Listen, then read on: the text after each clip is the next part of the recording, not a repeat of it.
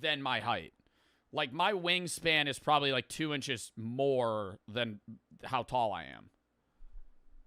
NBA players are much longer.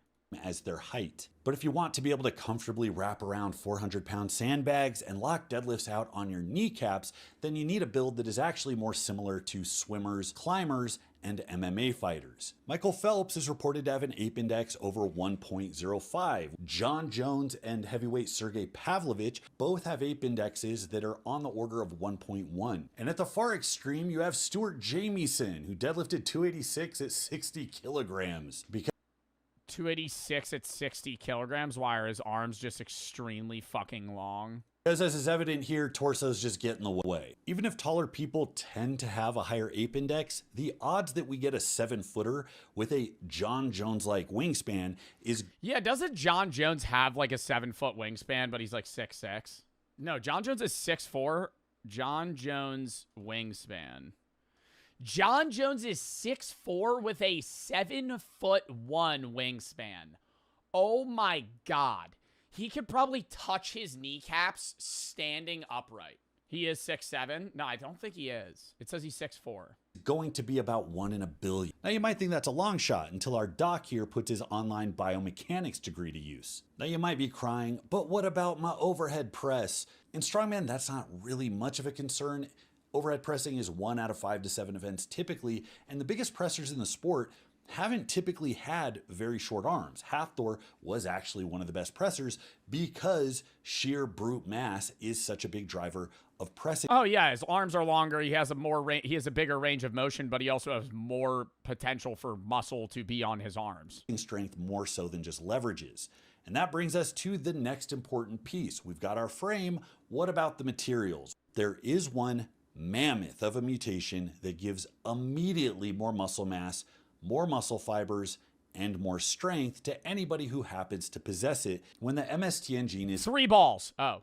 Completely knocked out, you get 60 to 100% more muscle mass and 50 to 70% more absolute force production. Now, while we've seen this in mice, we've seen it in cattle, we've even seen it in breeds of dogs, it is extremely rare in people. Oh my God. Is that a greyhound? The one case study that we have is a child that was born in Germany in 2004. Brother! I mean, thank fuck they blurred it, but still. Okay, so far we've got selective breeding to guarantee our guy's going to be over 7 feet.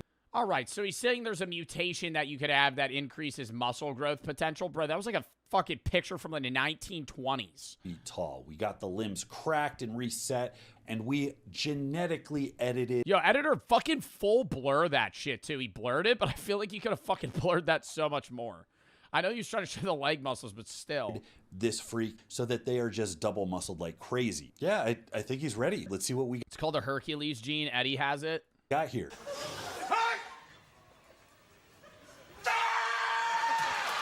Oh no. Who could have saw that coming? I wonder if God also feels like he's in a permanent game of whack-a-mole. Grab some more duct tape, we're not done. You don't need genetic modification or a time machine to go back and swap out your parents in order to get jacked. You just need a proven training template and the means to personalize it to you. Is this an ad?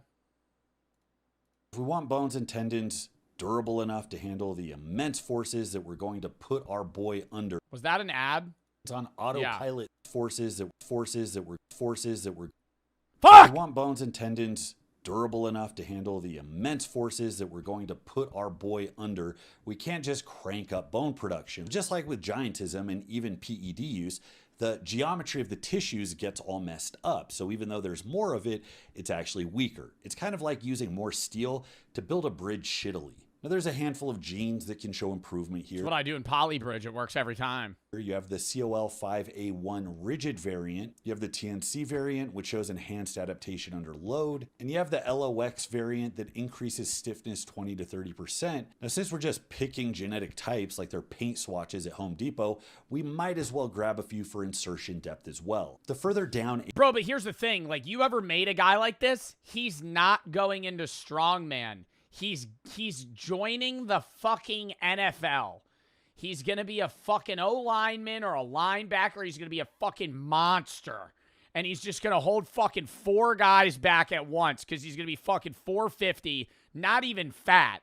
You probably get him like 500 pounds plus, and he's just going to fucking stand there, and they're not even going to be able to move him. A tendon inserts, the greater leverage it has on that limb. So the same amount of muscular contraction is just going to lift more weight. But when you take that out to the extremes, the top 2 to 3% of the population, they may have a 40 to 50% difference in lever advantage. If you're looking at a freak of pound for pound strength and they don't have obvious leverage advantages on the lifts, it's highly likely that the advantages are hidden in tendon insertions. Apply this to the immense amount of mass that our boy's 7.5-foot frame is capable of holding, and we've got a recipe for some truly alien shit. But now we're at the point where we have to ask if the bones will even be able to handle this amount of force. Yeah, he picks up a 2,000-pound weight and he just fucking he literally shatters his femur. His like entire body just collapses. Normal cortical strength is 200 megapascals, and that's in an untrained couch potato. That means that your fat cousin's femur could support a small sedan before snapping. What? An untrained person's femur could support the weight of a car? Couch potato. That means that your fat cousin's femur could support a small sedan before snapping in half. To put this in perspective, Neanderthals were estimated to be at 1.8 grams per centimeter cubed in their bone density, which is 30 to 40% denser than elite human athletes. These estimations are higher than Brian Shaw's bone density, which was yeah, just an average fucking Neanderthal, bro. Oh my God. Do you think, like, I know the highest Neanderthal percentage DNA in a person is probably, like, less than 1%. But do you think that plays a factor in strength? Who has the highest Neanderthal DNA recorded? Individuals of East Asian descent generally have the highest proportion of Neanderthal DNA, followed by European ancestry. The highest percentage somebody has is around 3%. Estimated to be 5 sigma, or 1 in a few hundred million. But all isn't lost for humanity. There is still some genetic wizardry at play. A rare genetic case involving the LRP5 gene was discovered in a Connecticut family with bones so dense they had solid white x-rays. The family's density was measured between 2.5 and 3 grams per centimeter cube, which is 50% higher than Neanderthals and Brian Shaw. This made the bone near impossible to penetrate with typical surgical drills, and none of the degenerative effects usually associated with excessive bone growth plagued any members of the family. The only notable features they had were extra wide jaws and some bony growth on the top of their mouth. And I'd say that's a small price to pay.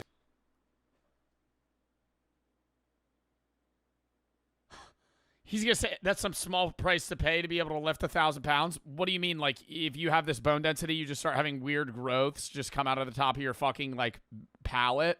And I'd say that's a small price to pay. If we're gonna pull a Dr. Moreau and cobble together an 8-foot human furry and make it run with 5 times its body weight, I think we're so far in that a bumpy mouth, really not a lot to worry about. Now, the odds of getting this trait organically is next to 0, let alone with all of the other features that we've insisted upon so far. But in the near future, when you're selecting your athletic destiny the way you're putting toppings on a pizza at Domino's, yeah, I'll take extra LRP5, hold the anchovies. I love how in-depth he's getting into this. Like, I thought it would just be, like, very surface level shit. He's talking about, like, specific genes you need. We know that muscles produce strength, and we've made sure that we got plenty of muscle, but we haven't quite unleashed it yet. See, your genes had the foresight to toddler-proof your body. By putting a governor on how many motor units you can recruit at once, it makes sure that you're not flying off the handle like a drunk teenager behind the wheel of his Camaro doing donuts in the parking lot. Now, with hacking your nervous system, we can start level 1. These are common genes that bias individuals towards more motivation and more aggression. But these are still more normie gene variations. They're pretty common in the population. We're here to push the limits. So what does the next step look like? Level 2 involves the SCN9A gene. You might have seen this in a movie before. This is the genetic variation that makes it so that you can... Oh my God, you don't feel pain?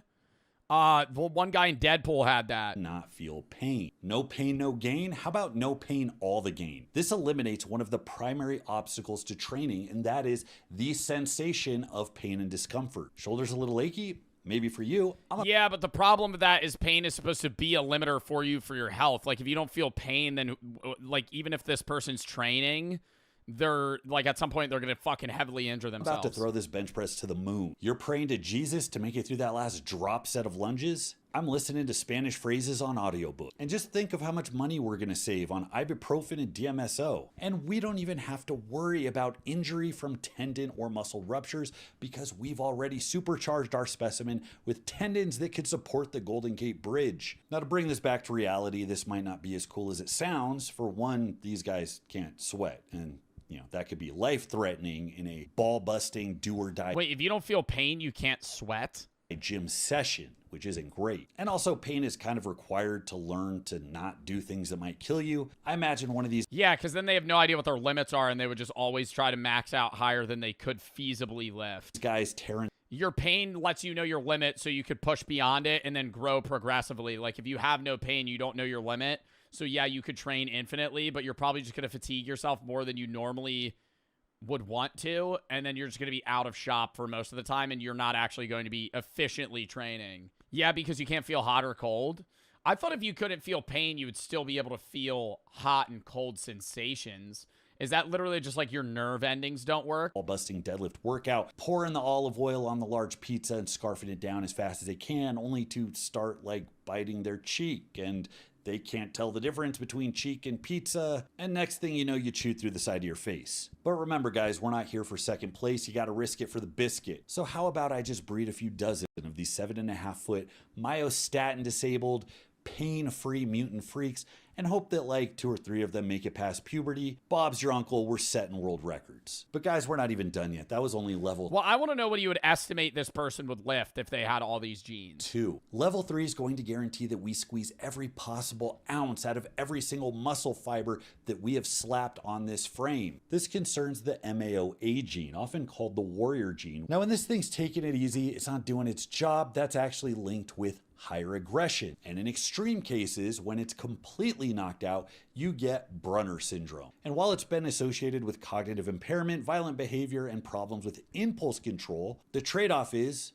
you guessed it, retard strength. I mean, look, we could have basically just manufactured our version of Absolute Bane, given our guy a Super Soaker backpack filled with trenbolone acetate, and called it good. But with Brunners, you get basically the same effect, and you just don't have to carry around the backpack. So this is what we've got: extreme height and leverages that are plausible to see in our lifetime, paired with some genetic anomalies that are less plausible. But we know that the capacity is there, and if they occur together in the right mix, we could get something that is truly mythological. But by the time we can make these genetic edits anyways, we're gonna be like the... Yeah, I was going to say, you're doing the odds here, but at some point they're just going to be able to like pick and choose genetics.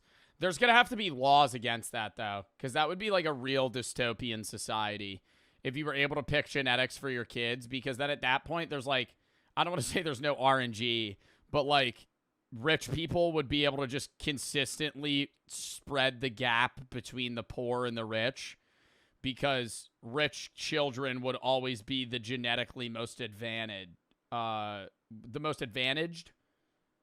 or have the biggest advantage, and then they would spread that to their kids and their kids and their kids. So just be like, if you were poor, you would just be rolling RNG on like your kids' health and what they would be able to do, versus literally just being able to pick and choose genes. Yeah, designer babies to the sense of like making them super intelligent and super fast, super strong, attractive, whatever you wanted, literally whatever you wanted to do. Aliens from Independence Day. All of our ability and our value to society is going to be determined by our completely man-made exoskeleton, and nobody is going to care about the body composition or strength levels of the sad little alien nugget that exists on the inside. And on that note, I'm off to go buy a robot slave. Thanks so much for watching, guys. Leave your comments below. Till next time, this is Bromley. I'll see you. Wow. Somebody said literally playing God. I don't think it would be playing God, because it would be playing God if you were doing it in the designer sense of just picking and choosing traits that you deemed as most valuable. But I think if you were able to cut out genes that would cause certain health defects, I would not see that as playing God. I would see that as removing the need for thousands and thousands of years of natural selection to try and weed out a trait that is detrimental to a human experience and human life. Like, you would be able to cut out If you had a kid and they were like, this kid's gonna have is gonna grow up and he's gonna have ALS or something, it'd be like, all right, well, we're gonna cut that out so he doesn't get that. We're gonna cut that out so he doesn't get this like Marfan syndrome or some sort of like, I guess, disease. But then when you extend it to like, all right, you can make your kid whatever height you want, and you can make him do this. It's like, now you're making a Sims character. All right, well, we're not watching this Mark Rober video today. We got one more video. Contrary to popular rumors, they are not soaked in horse urine. Oh, phew. They're treated with ingredients like clay, ash, salt, and quicklime. Thank God. they're not covered in fucking it's cow urine. Stop, don't say that. Traditional unregulated methods speed up processing, which is toxic. Make sure you buy from a reputable source. I bought these on Amazon. Is that reputable? It's over. I bought these online. I bought all this shit online. It's cooked. All right, I'm going to eat. I'm going to cut off a piece that I'm going to eat. Oh my God, the whole yolk, dude.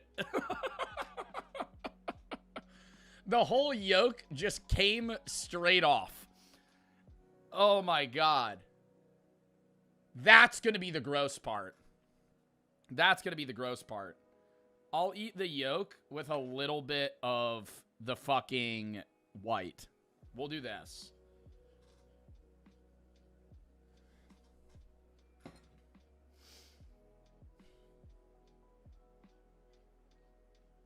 Mind over matter. Over the white. Okay, yeah, the black. Okay. It's not an egg white anymore.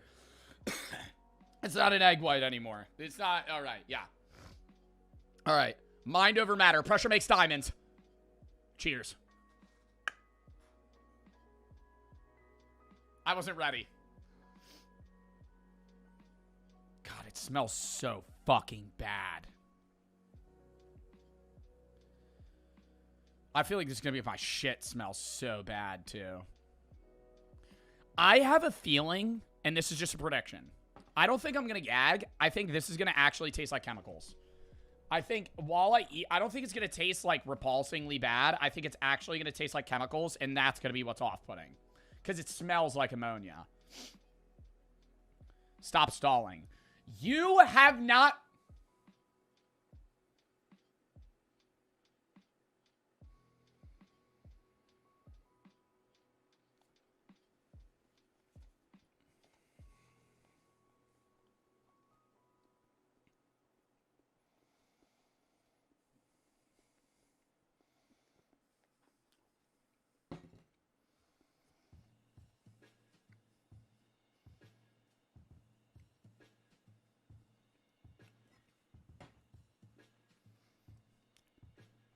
Tastes like a regular egg. So dead ass. Bulldog ramen, which I have to go get after. Baby conch, chicken hearts, and the sourest candy. Which do we do first? Chicken hearts. I'm choosing. Conch shell. Conch shell, I gotta build courage. Anything in a can? These are dog treats. But they're just freeze-dried chicken hearts. I would assume it's safe to eat. For your dog's best life, proudly American. Not all protein is created equal. At Vital Essentials, we're obsessed with sourcing, harvesting, and freeze-drying quality whole protein for your dog. Why? Because we've seen the benefits of premium raw diets with our own pets. Wait, this is raw? Store freeze-dried products in a cool, dry place separate from human food. Clean hands and surfaces with hot, soapy water after each feeding. This is making me think this isn't safe. Yo, that aftertaste of that egg is actually fucking disgusting. That's where it's getting me right now. Like, my whole mouth tastes like ammonia. If it's raw, it's not safe. Can I eat a freeze-dried chicken heart meant for dogs? Yeah, you can technically eat freeze-dried chicken hearts meant for dogs, as they're often just 100% chicken heart with no fillers, antibiotics, or hormones. However, if they're not generally not produced under human-grade sanitary recommendations, they may be packaged with a not for human consumption warning.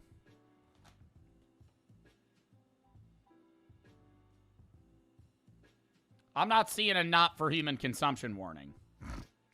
Flip a coin. I don't know. Am I really going to be... I mean, this is a chicken heart versus an egg that's, like, aged. It's really hard, too. Like, I don't even know if I could bite into this. We'll do a little nibble.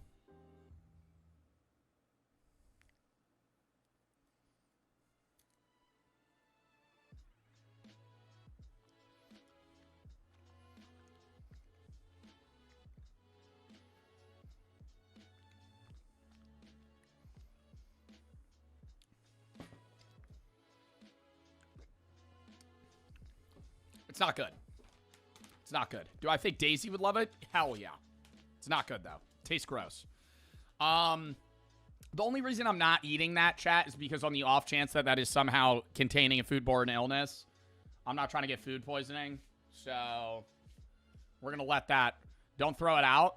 I'm not throwing it out. I'm going to give those to Daisy. I need a piss real quick, and I'll also go heat up that Baldock ramen. Wow, it smells in here. Wow. Smells like shit in here. Didn't even realize until I left and walked back in. I don't know what it is. Probably that egg. When we're done, I'm going to have to take out the fucking trash. All right. So, we have 3 things left. I'm going to get the Bulldog ramen out of the way. Now, I've actually never had Bulldog ramen. And I had to pre-make it, obviously, just because it's hard and I didn't want to have to fucking have you guys wait like 10 minutes. This is the one that we're eating today. 2x spicy Bulldog ramen. It is 550 calories for one fucking serving. I don't know what they put in this that makes it spicy. Do you guys know? It says the sauce is chicken powder, hot pepper seasonings. It doesn't really say. Like, I don't know how spicy... The sauce is spicy, but I'm saying, like, I don't know how spicy I should expect this to be. The sauce is kind of, like, hovering on the bottom there. As you can see, it's a lot more red on the bottom. Oh, God. Jesus. It's not spicy, I'm not going to lie. I mean, we're about to find out. I don't think I'm going to eat the whole plate. But I will eat a bit of it. I am kind of hungry, so if it's good... then that's great. Cheers to Bulldog ramen. This is a bit of a mukbang, is it not? Interesting. What do you guys want to talk about?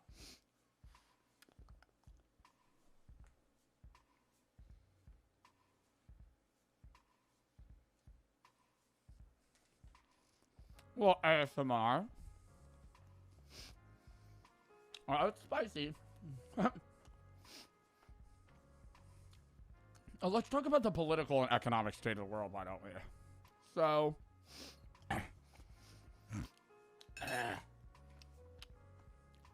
chat, we're only going to be having real conversations here. My God. It's hot.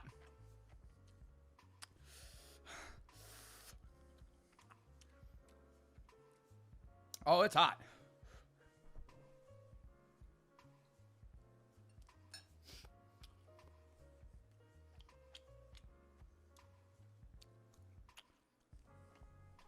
It's, wow. Oh, wow. It's like building. It's making my nose run. It's like habanero hot, but like constant. Like it's not going away. It's only getting worse.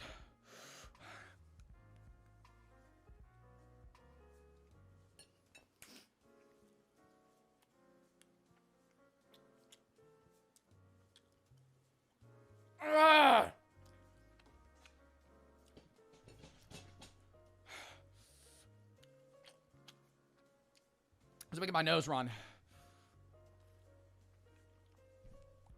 Spicy one's 4x? Buddy, 2x is kicking my ass right now.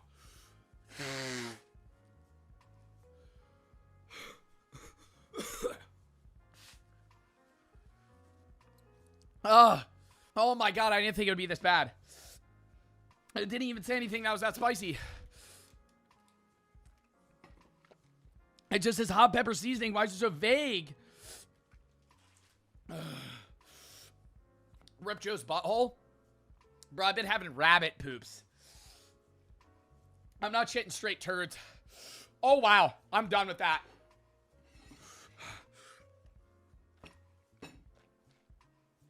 I've been having... Oh, my God! I've been thinking I eating too much fiber. Oh, wow. Genetics of the strongest possible human.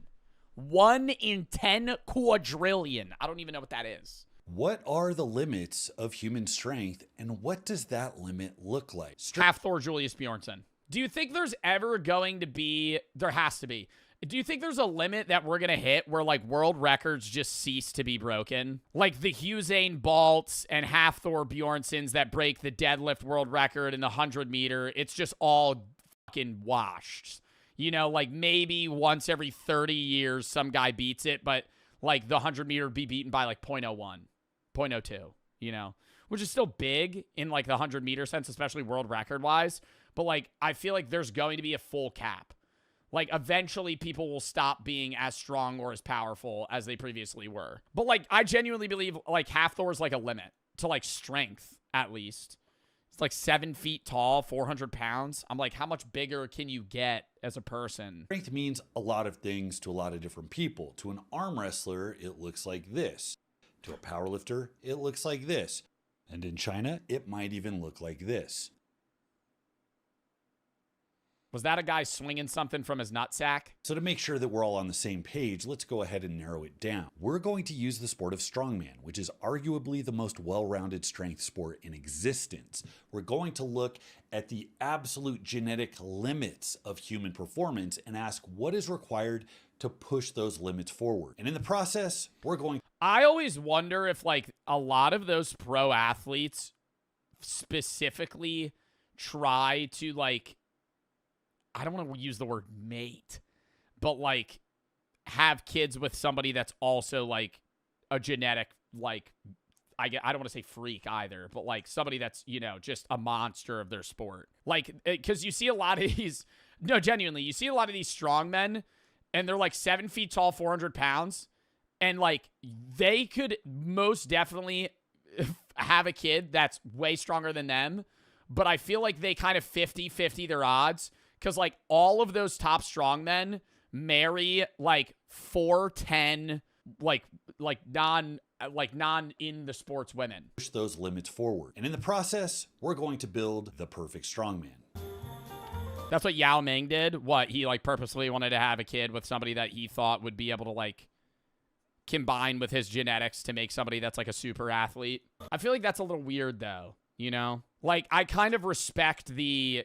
just going off of love more, because you're Brian, you're fucking, oh my God, what is his name? Brian Shaw. You're Brian Shaw, you know, it's like fucked up if you're Brian Shaw's kid and they're like, yeah, we don't actually love each other. We just wanted to have a fucking sports monster. And that's you. You're not supposed to do anything in your life outside of lift big rock. Because that's what we made. That's what we did. We wanted crazy genetics for... No, like, that's fucked. But that's what you would have to do to have somebody that's, like, the peak in genetics.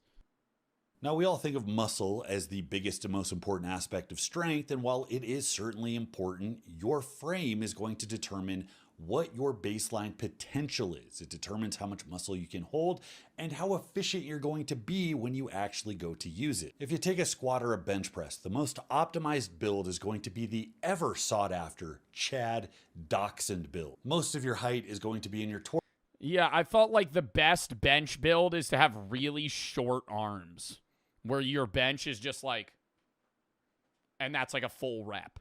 Most of your height is going to be in your torsos, and your legs are going to look like little malformed nubs. Now, what the fuck? Hyper-optimized Hobbit builds have broken the sports of powerlifting and Olympic weightlifting. This actually isn't very useful in day-to-day life. It turns out that the perfect strongman build is going to be two things. Tall. Just big as fuck. That's what. Is there actually a perfect strongman build? I feel like it's just be like 7 feet tall and 450 pounds. And apey. Tall because it's tall and apey. Tall and apey, like big, like long arms.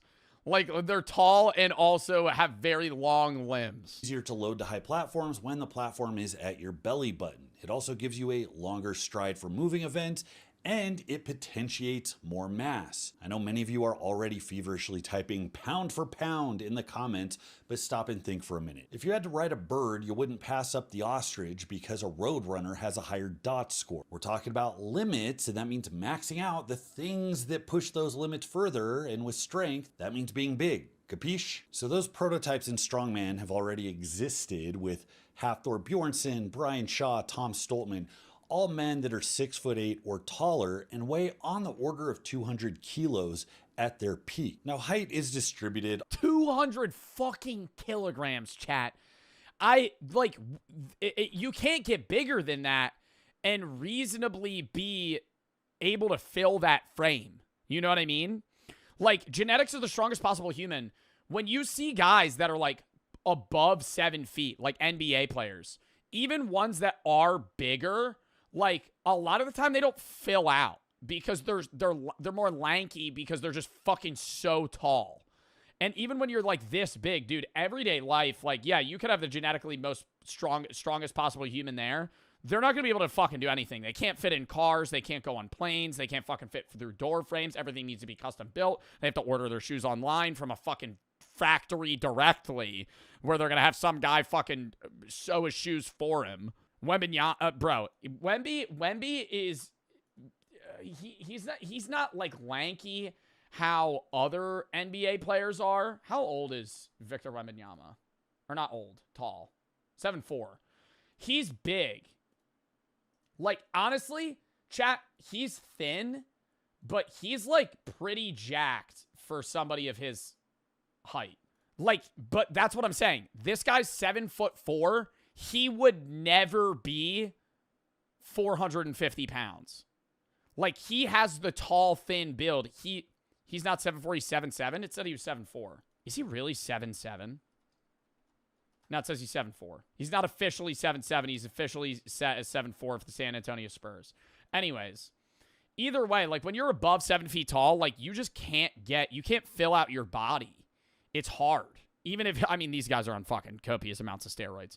So, you know, you could put that into part of the process. But a bell curve. He's still growing. Does he have Marfan syndrome? In the population, there are going to be a lot of people centered around the average global height of 5'7.5" for men. And every inch increase in height becomes exponentially more rare. Be sure to remember this in the event that you see my wife on the street so that you can remind her that her husband is in fact a tall man.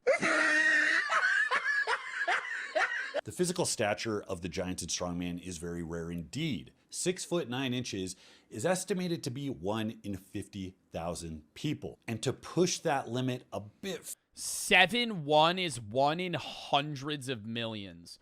That's why I always love the statistic that if you know somebody that's 7 feet tall, there's like a 1 in 10 chance they're in the NBA right now. Not even like a previous NBA player.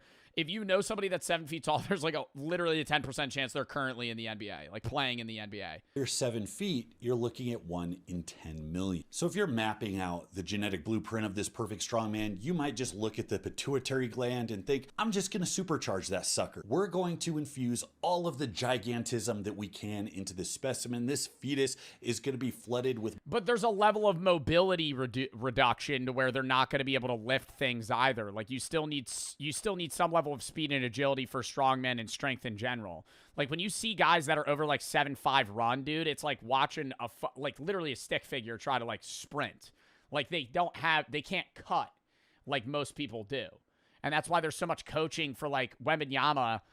He has so much coaching for mobility and how he's able to move. That's why he's such a good player, because most guys that are his height can't move the way he does. More growth hormone than a deceased IFBB pro, and we're going to make sure this thing makes Andre the Giant look like a pipsqueak.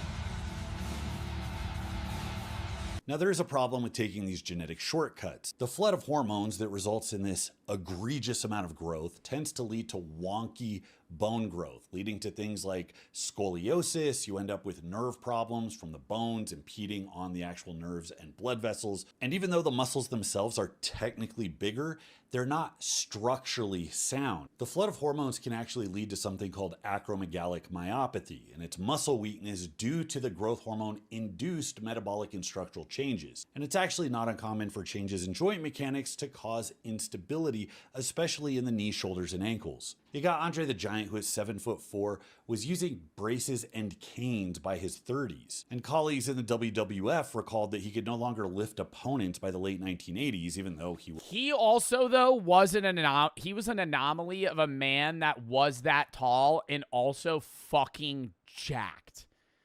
Him and, who's the other guy that's really tall? He's in the longest yard, still alive. He wasn't jacked. Who am I thinking of? Also, yeah, he was. Yes, he was jacked. Jacked not meaning, like, ripped. Like, jacked meaning huge. Like, strong. Yeah, Great Khali was jacked. That's who I'm thinking of. Like, bro. This guy was fucking shredded. Actually, though. Great Khali is, like, more our era of WWE. He was a fucking monster, dude. Like, in a good way. Like, a fucking Great Khali height. He's 7'1", and he was fucking height and weight in prime. He was 7'1" and 420 pounds. He was a monster. And Andre wasn't even that tall. Consider Robert Wadlow, who was a record 8'11" tall. I mean, we're not even... Wait, what? This guy was 9 feet tall? And he was able to walk? Even in the human species anymore. He couldn't walk without leg braces, he had no sensation in his feet and lower legs, and he suffered repeated infections from the braces, which led to sepsis and his death at the age of 22. Okay, so... Dude, he was 8'11" at 22 years old. Maybe we should leave the pituitary gland alone. We can get a very tall person just by waiting for an extreme outlier in the general population. We've had a 7-footer represented in the World's Strongest Man winner pool in the form of Ted Vanderpart. We can also consider giants in the NBA like Shaquille O'Neal, who obviously had the capacity for incredible size and strength. Maybe one day more NBA players will wisen up, and instead of chasing silly things like $1 million contracts, they'll join... Yeah, they'll start picking up rocks for fucking whey protein sponsors.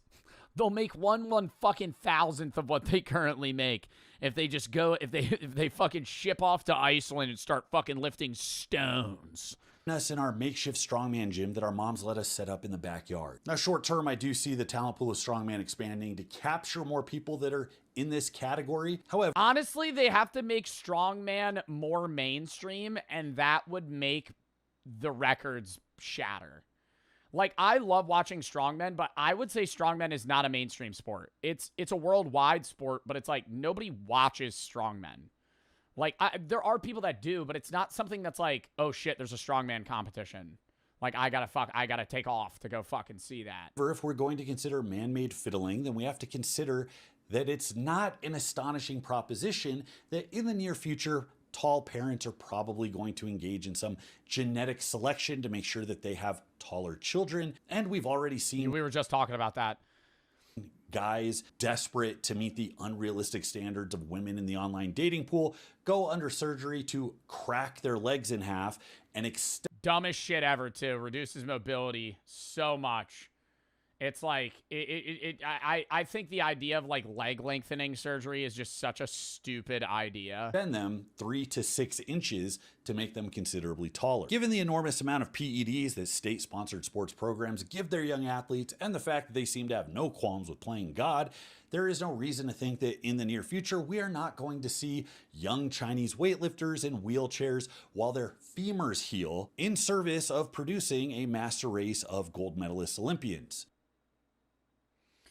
I don't know. It's really the problem with like strongmen too is they have to take steroids. Like if you're competing in the world's strongest man, you're not winning unless you are on steroids. Like they're crazy strong to begin with. They would be guys that are deadlifting 700 pounds plus natural, right? Like Hafthor Bjornsson is huge regardless. But for him to get big enough and strong enough to be somebody that's lifting 1,100 pounds, you have to. Why? Because it speeds up their growth, their recovery. It speeds up how much ATP they have and how much they can expenditure, their stamina, everything. Right, but it's going to kill them when they're younger. And you see this in guys like, this isn't really strongmen, but like Ronnie Coleman, for example, is like one of the most known bodybuilders of all time. Lifted like crazy, like, you know, you could argue the form and like back surgeries and everything, but he was like one of the biggest bodybuilders of all time. And like kind of cited as like one of the best, I guess, open pros that there were. He can't even fucking walk now. Like, so it's just like, it's hard to even get guys that have the natural potential to want to do this, because the downsides are like dying young, being paralyzed, like just for the straight up feat of, you know, lifting the heaviest weight. It's like hard to convince people to do that. The average person, oddly enough, has an ape index of 1, meaning their reach is about the same as their height. But if you want... Really? I would assume most people have longer... I have longer arms. Hello, everybody, bloody good. As you could see, we have the table out today, and the table means we're doing something special. And what that is the food gauntlet. We were originally supposed to do the food gauntlet yesterday. However, I was very hungover, and it would have been disastrous, to say the least, if I had to eat gross foods while I was already at base level nauseous. So, we are instead doing it today, as promised, from the F Cancer charity stream. Now, everything that we're going to be eating, we talked about on the F Cancer charity stream, except a few things. There were like 2 or 3 items that we kind of built in the food gauntlet that I was unable to purchase. One of them was the saltiest chip. Editor, throw up an image of that. I'm not really thinking that we, really lost out on the saltiest chip. I only found one website that had it, and it was like a Netherlands or European-based company that only shipped to Europe. So I was like, it's just a fucking salty chip. So instead, to replace it, I got canned baby conch, which I think will taste fucking disgusting. Packed with protein, though, to say the least. So we'll get into that at some point. We're probably going to scale in grossness / difficulty as we go through this. And we're going to go... We have a few things. We have stuff that is sour, disgusting, and spicy. And we're going to... Oh, and salty. And we're going to kind of scale through those as we go. And I'll, explain what we go through. Or I'll explain each item before we review them, obviously, because some things you might have never heard of. To start off this lovely food gauntlet, you guys said that I should do something that M&J Metal, the Grand Wizard, the man, the myth, the legend, the YouTube legend, M&J Metal. I'll actually pull up his video real quick just to show. Okay, did I just tab out of my stream? Hello YouTube, how you doing today? This is going to be a very good and easy video.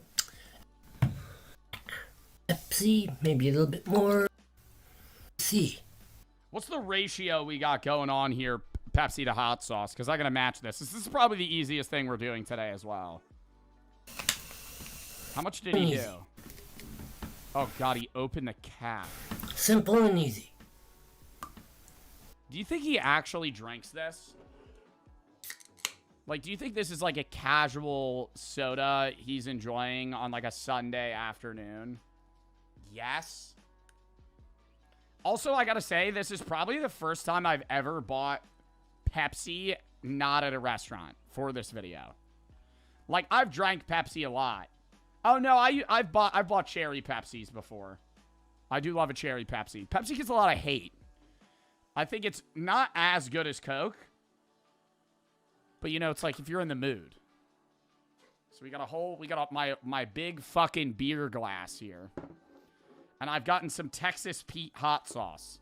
My mouth's watering. I do love Texas Pete hot sauce. And I do like Pepsi. So I don't know if this combo will be good. I don't think it'll be good in soda. or how much I should do. Like a lot. I put this on my eggs, by the way. Big up Fanta. Yeah, can we get a ban on that guy? We'll just do the rest of the bottle.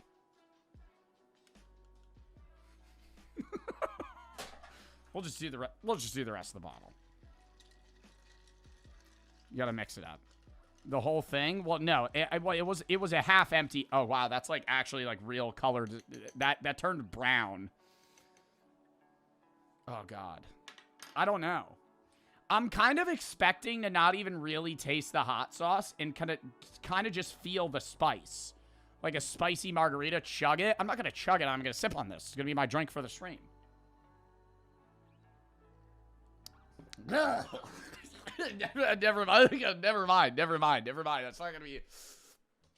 Oh, yo, that is okay. No, that was a lot more off-putting than I thought it would be. The hot sauce is very, very forefront. I thought it would be kind of like an aftertaste. Like if you've had a spicy margarita, forefront margarita mix, aftermath, you're like, ooh, taste the spice in my throat. No, this just tastes like Texas Pete. I'm tasting Pete right now. Ugh. It's not like gag worthy. It's just not good. As many of you may know, I've been starting to collect gold and silver as a little side hobby. And on top of that, I've gotten into these little fidget cubes called Neatos.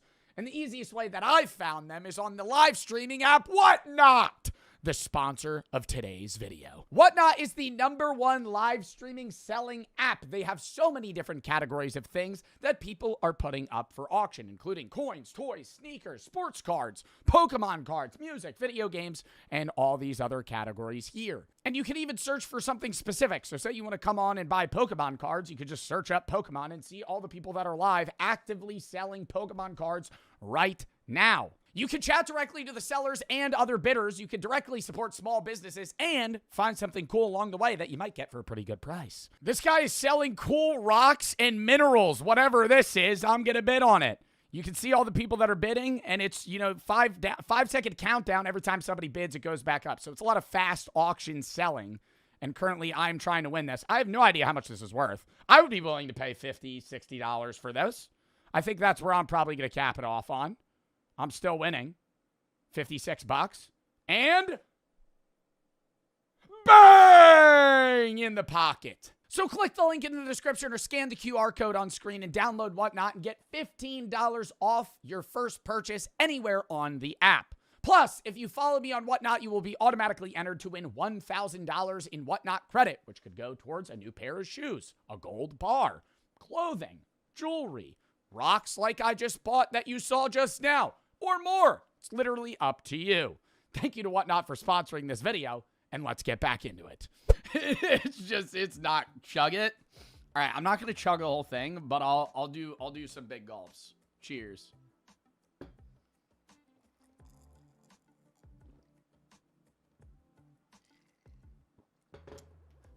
Whoa! Whoa! Makes you feel alive. Oh my god, I'm not a fan of that. I'm not a fan of that at all. Wow. Wow, I'm in J-Metal. I don't know what he's doing or why. I know he did Pickle Pepsi as well, and that might actually be like more, I guess, taste-worthy. Just because they actually sell that at like fucking fast food places, but yeah, that shit's getting a 2. That's not good. It's not good. It's not disgusting, though. It's just not good. Next. The only other, I guess, easy thing we have Bean Boozle. Oh, should I show you guys what we have? Let's do a quick run through. We have Bean Boozle,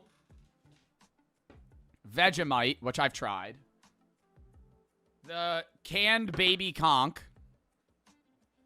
We have the saltiest candy in the world.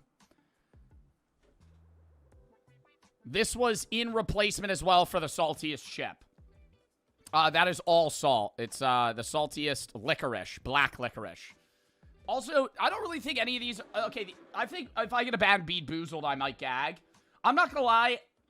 the whole baby conch, do you think the shell's going to be there? If the shell's there, that's probably going to be a lot more off-putting. I don't think any of these are going to make me gag. Now, this, on the other hand, is a 1,000-year-old century, or not 1,000 years old, 100-year-old century egg.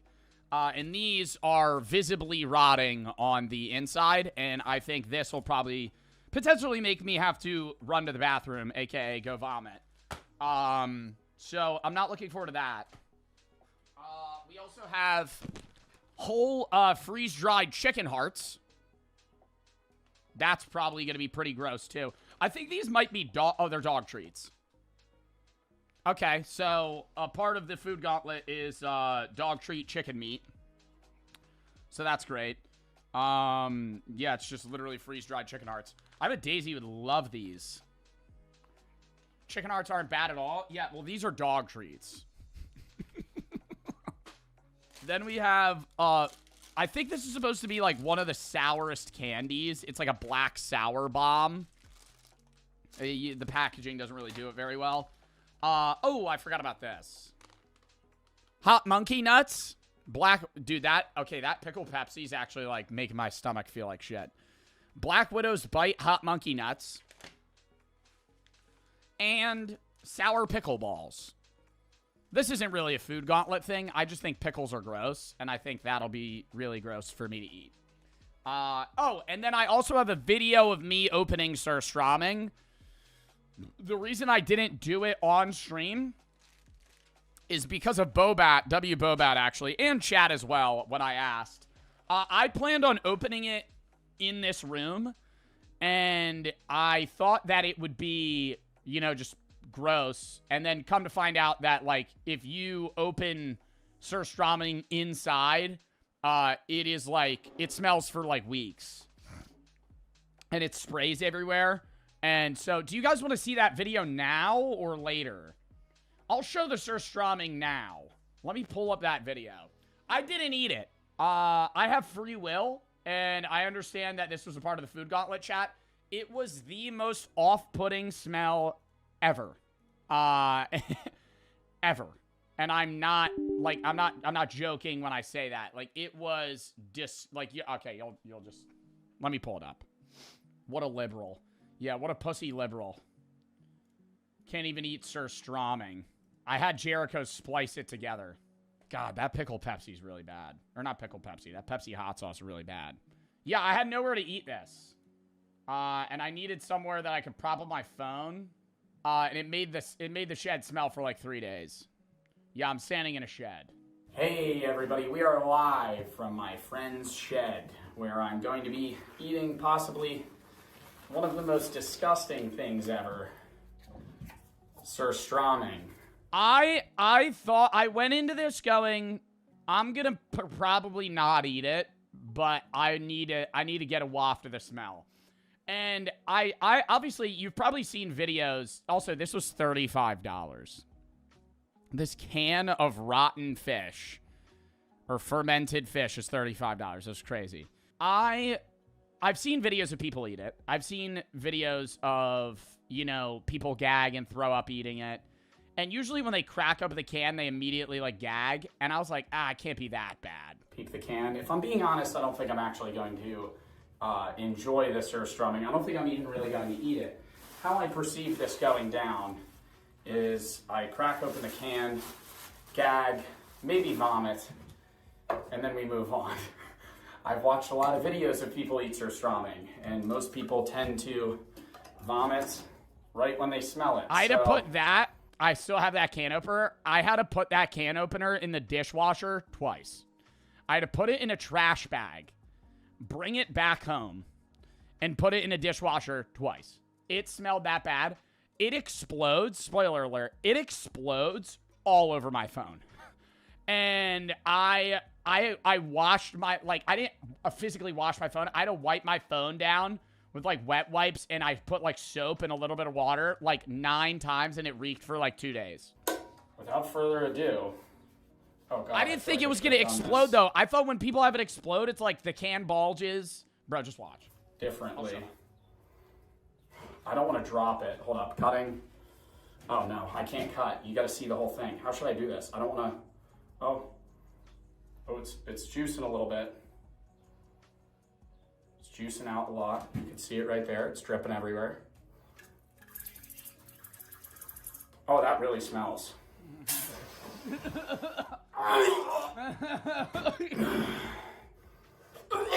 Oh my God. Oh my God, no. Oh my God, no. Oh my God, no. Oh my God, no. I was gonna play it up for the video. It's so much worse. I barely just, I'm actually trying to not breathe. I'm breathing. Stop, this is gonna make me gag. This is actually gonna make me gag. This is gonna make me gag watching this. Dude, it was, no, I'm like remembering the smell.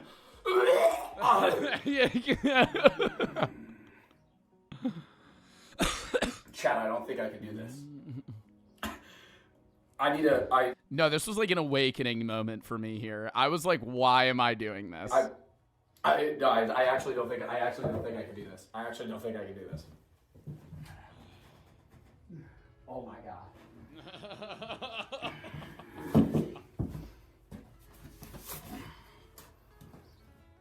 It got on my fucking phone. I'm not doing this.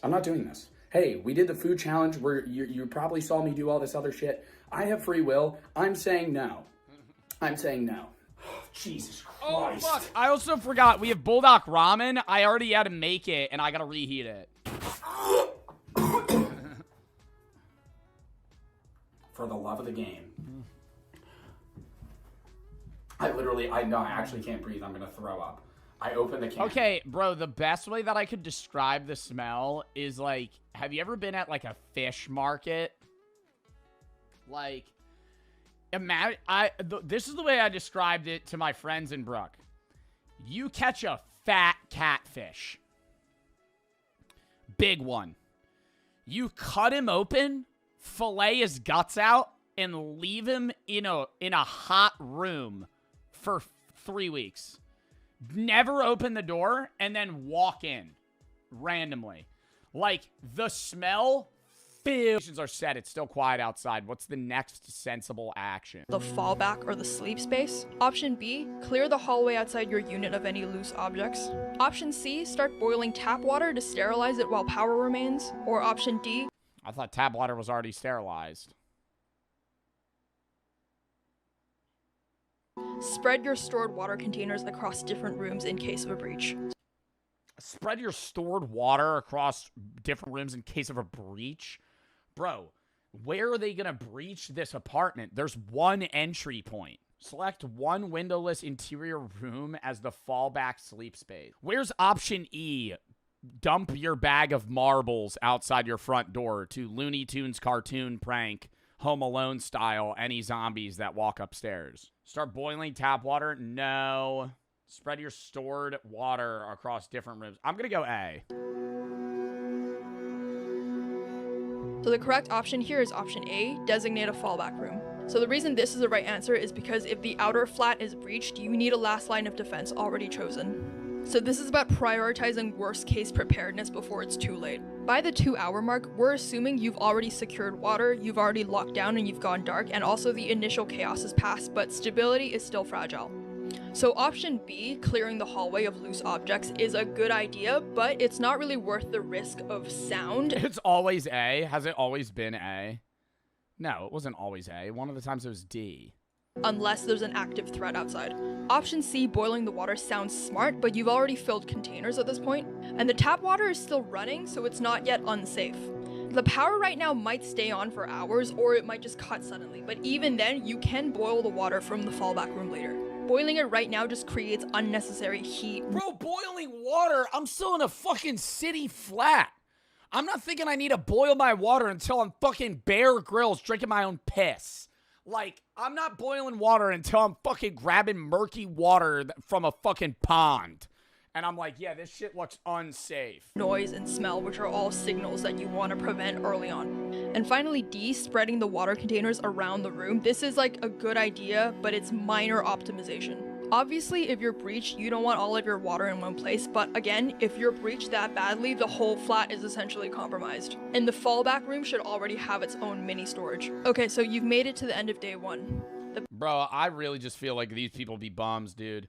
I know she's basically giving the rundown of, like, this is how you should survive based on, like, actual research. And so I think that's valid. But in my brain, I feel like I'm imagining this ragtag trio. All right, guys, we got to set a fallout room for us to sleep in.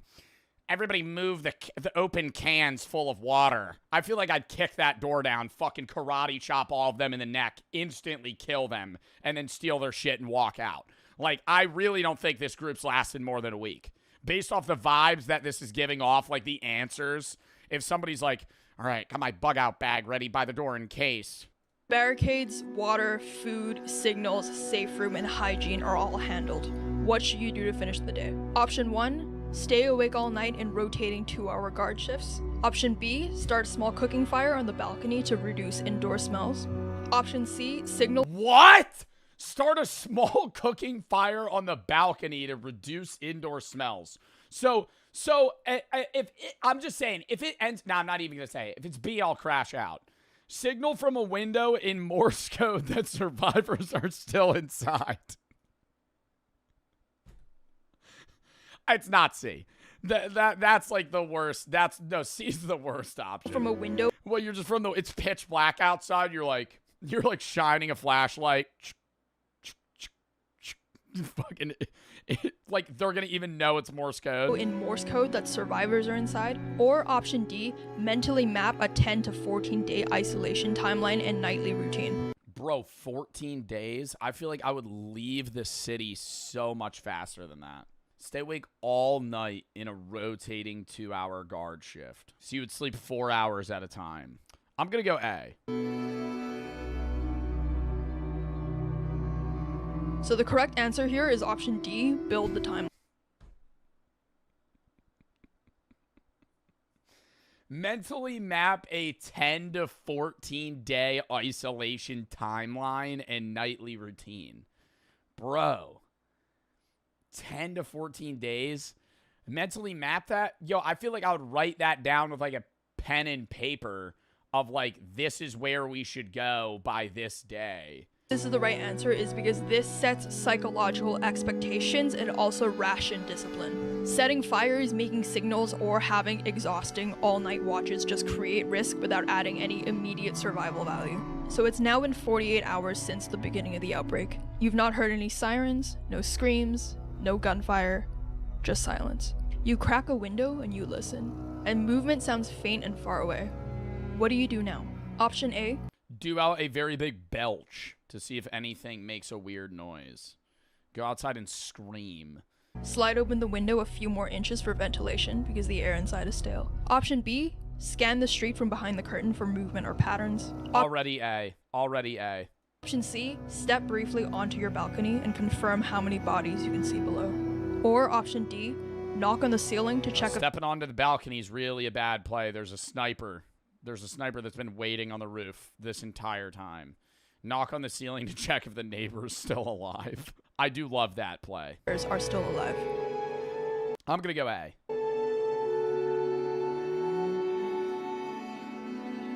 So the correct answer here is option B, scan the street. Oh, scan the street. Oh, but so scan the street, but not on the balcony, because if you step on the balcony, that's where the nine Black Ops fucking 6 snipers just come out and trick shot you right off the fucking roof.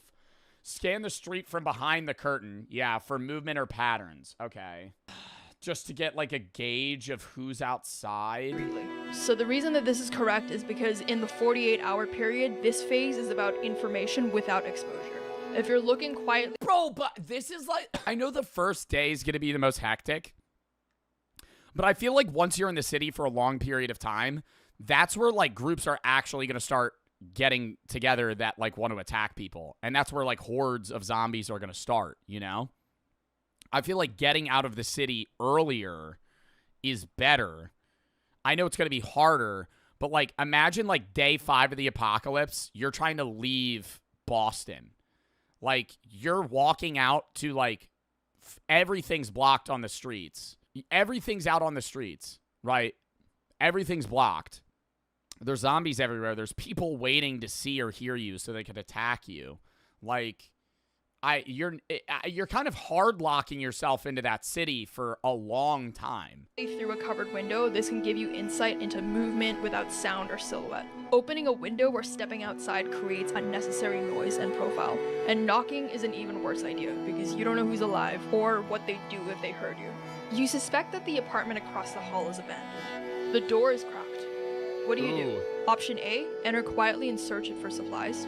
Option B, close and secure the door from the outside to prevent risk later. Option C, leave it untouched. Or option D, knock once, wait, and then cautiously enter with your knife drawn. Bro, with my what? Like a fucking butter knife? Like my kitchen knife? I don't have a better weapon? Bro, I have a fucking spear and a sword. Or a gun, bro. Like, literally, you don't have any of these. I just have a fucking kitchen knife. C, leave it untouched. I feel like leaving it untouched is stupid. Probably close the door. I'm gonna go B. So the correct answer here is option A, enter quietly and search. So the reason this is the right answer is because at this point, controlled scavenging is strategic. If a room is clearly empty, it's better that you take its resources before someone clearly more desperate does. Avoiding all unknowns also isn't sustainable long term. Don't knock, don't announce, don't waste the opportunity. At night, you hear footsteps and whispering outside your apartment door. It's clearly human. What do you do?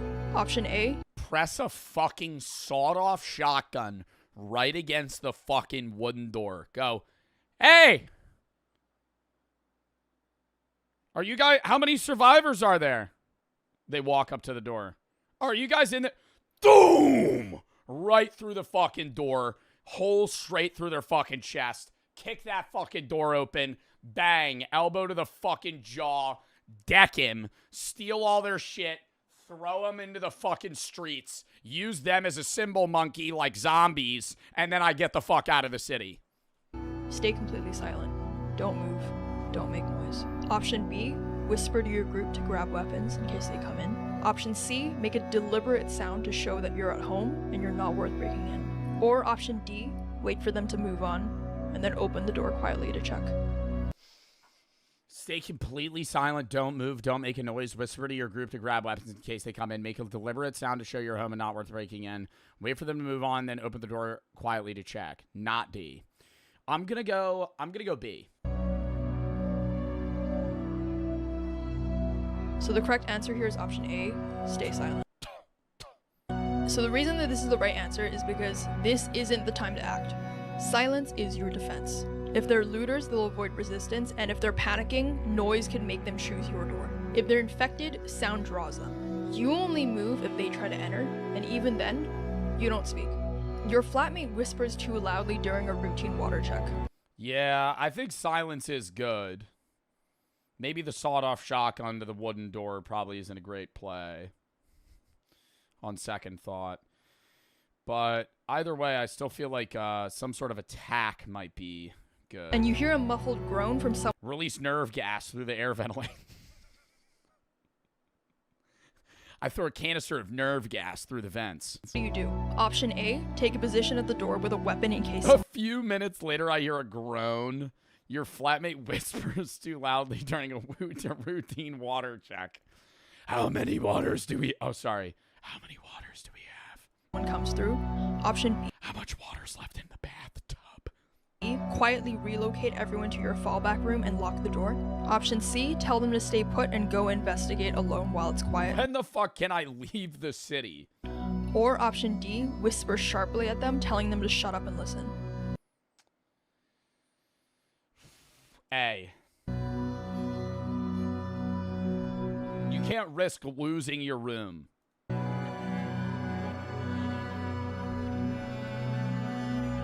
So the correct answer is option B, relocate to the fallout. That's fucking stupid. That's fucking stupid. All right, now we're stuck in the fallback room. There's no windows and one door. Now if the fucking zombies get in the apartment, you're fucked. You're fucked. What are you going to drill out? Oh, now what do you do? Start digging at the walls with a plastic spoon to fucking escape? What? So the reason this is the right answer is because containment is the protocol here. Fallback spaces exist for this reason. Yeah, bro, but you're stuck in like a 3-bedroom apartment. You don't split up, you don't go hunting, and you don't escalate anything. This is defensive discipline. Move to the stronghold and listen. If nothing happens, then you wait. And if something breaches, you're ready. You overhear a broadcast on a still working radio. Evacuation might be happening 6 miles away at an old stadium, but you don't have any further details and there's also no schedule. What do you do? Option A, immediately pack and leave while the streets are quiet. Option B, wait 24 hours to gather more information or listen for updates. Option C, prepare a bag and scout the route before committing. Or C. Option D, ignore it. See? So the correct answer here is option C, which is prepare to move, but don't move just yet. So the reason this is the right answer is because if you leave now, you risk walking into chaos or nothing at all. But ignoring It's so weird that like some of them I'm like, yeah, fully that makes sense. That's the right answer. Others, it's like, yeah, I get that, but like, dude, the fallback room when you hear something outside, like, I hate that idea. it completely is also a gamble. The right call here is controlled contingency. You should prep a bag, watch for signals, and then assess the route. Okay, so you've gathered your bag, and now you have to choose one weapon to take when fleeing the apartment. What's the smartest grab? Ooh. A knife? No, something long range. Option A is a long crowbar. Love Option B, a short machete. Crowbar, or how long of a... I feel like a crowbar and a machete are about the same length. Option C is a steel baseball bat. I don't even need to hear DC. Or option D, a cordless drill. I mean, what dumbass is choosing a drill? Well, actually, option D is good because you're going to need to make a fucking wooden shack in the Alps. You're going to need the cordless drill to fucking to do fucking home improvement. C. So the correct answer here is option A, the long crowbar. Bro, what? Nah, that shit's getting stuck in somebody's skull. What, maybe because it's like a half utility. I get that. I'm not mad at that answer. I would go C. I think the crowbar, yeah, it's because you could also use it for doors and as a weapon. It's like a multi-tool. But the steel Batman, I'm just like, you fucking wham! You know, like dude, I love a metal bat as a weapon in a zombie apocalypse is such a fire play. Just fucking, boom, fucking bonk, literally just instantly cave their head in. So the reason this is the right answer is because this is the weapon that you're gonna grab before leaving your apartment. So the weapon choice here needs to factor in, number one, how lethal. Why not grab both? No time. It's not in the mental map schedule that you made 10 days ago. Lethal it is against zombies, especially skull trauma. Number two, Yeah, but dude, I feel like that wedge, that hook part's gonna get stuck in the zombie's head. utility in the field, so how it works against doors, fences, or breaking into places. Number three, durability and portability. You want a weapon that won't break and You're such an Italian American from New Jersey with a baseball bat choice. Bro, I don't even think that's an Italian thing. I feel like the baseball bat choice is just a good play. Crowbar makes sense. I feel like the machete's bad. Machete's too close because you're within arm's length every time. And I know the metal bat's not as big of a difference, but like you could extend a lot more. And a machete to the skull, I feel like that's not instant chopping through. A bat, like even if you don't instant, it might be a 2-hit, but like the first hit's donk, like falls over, you know?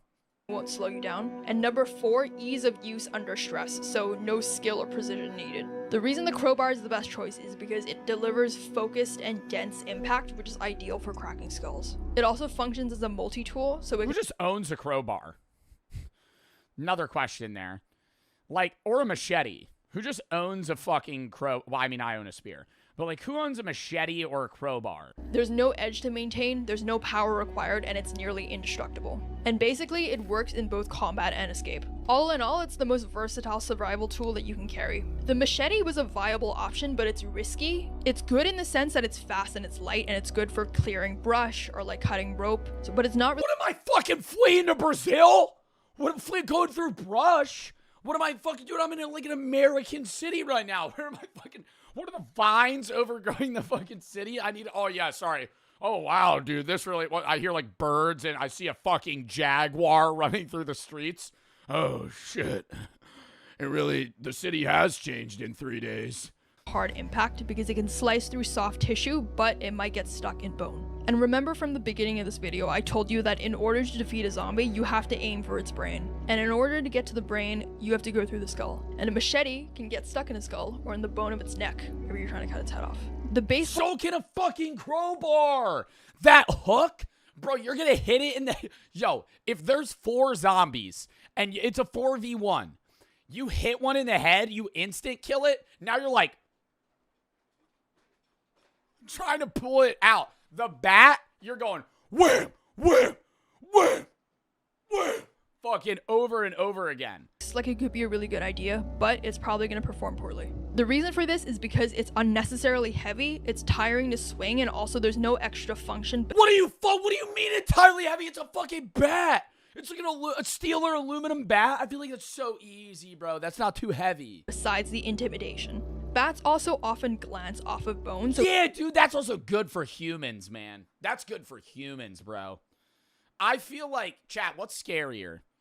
Ooh, maybe a machete. For humans, you're running, you see a pack of people as well. Are you more scared of a guy with a machete or a metal bat? Not great for cracking skulls, especially if you're swinging at a bad angle. And the cordless drill is wrong because that's not great for cracking skulls. Hard disagree. Hard disagree. I think I could split a skull with one swing of a steel bat. Yeah, but it's probably going to perform poorly. The reason for this is because it's unnecessarily heavy, it's tiring to swing, and also there's no extra function besides the intimidation. Bats also often glance off of bone, so it's actually not great for cracking skulls, especially if you're swinging at a bad angle. And the cordless drill is wrong because this might sound like a really good idea, but drills are not— How would that sound like? Who the fuck's going, oh, the cordless drill? Oh, the cordless drill. I'm definitely going to need that. Going to be lethal unless it's precisely placed. It's also going to require 2 hands, close contact, and also, most importantly, electricity and battery power. And once it's dead, it's useless, and there's no extra utility or intimidation value to it. You now go into your kitchen for a secondary weapon. Which of these gives you the best chance of stopping a zombie in close combat? Option A, a chef's knife. Option B, a wooden rolling pin. Option C, a butcher's cleaver. Or option D, a screwdriver. C. A butcher's cleaver? I feel like that would decapitate somebody. A butcher's cleaver? Maybe the chef's knife if I'm holding it in like a BO2 combat stance. Maybe the chef's knife if I flip around and I'm like, not the screwdriver. The correct answer is B, wooden rolling pin. So the correct answer here is option C, a butcher's cleaver. I was kind of hoping it would be B, wooden rolling pin. So the reason this is the right answer is because a cleaver has the mass and blade thickness. Oh yeah, dude. A cleaver slicing. I mean, it's made for literally fucking like meat separation. Skull with short range strikes. The chef's knife is most likely going to be too thin and it risks snapping or getting stuck. And the rolling pin, it feels like a bat, but it's probably too light to do real damage. And as I said with the bat, most likely it'll bounce or glance off bone. The screwdriver here could be good because it could puncture. Wooden rolling pin versus steel bat, way different, bro. I think it really depends on the strength. Can we agree that it's the strength of the user that determines the weapon choice? I think for close range, cleaver is obviously the right answer, but I think for the main weapon, a steel bat doesn't make sense if you're like 5'2" and 110 pounds. But if you're like able to fucking dual wield that shit, you got the Elden Ring build for it. I'm taking the bat.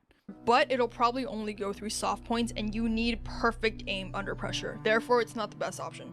So you've packed our small bag, and a local broadcast says that evacuation teams are moving towards a nearby stadium within the next 48 hours. What time of day do you plan to move? Option A, leave just before dawn. Option B, leave in the middle of the day. Option C, leave after dark. Or option D, leave right away. Middle of the day. B. So the correct answer here is option A, leave. No. There's a 4X? Get milk? I don't have milk. Oh my god. It's not nearly one chip challenge? Okay.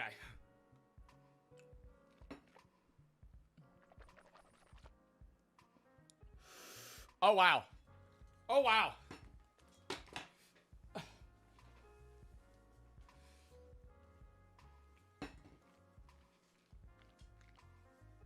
I don't have ice cream.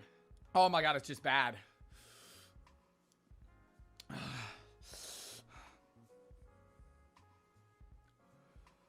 I'm gonna live in the pain for a minute. If I don't talk, I apologize.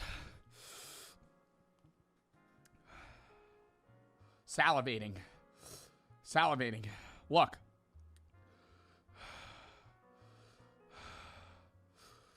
Holy.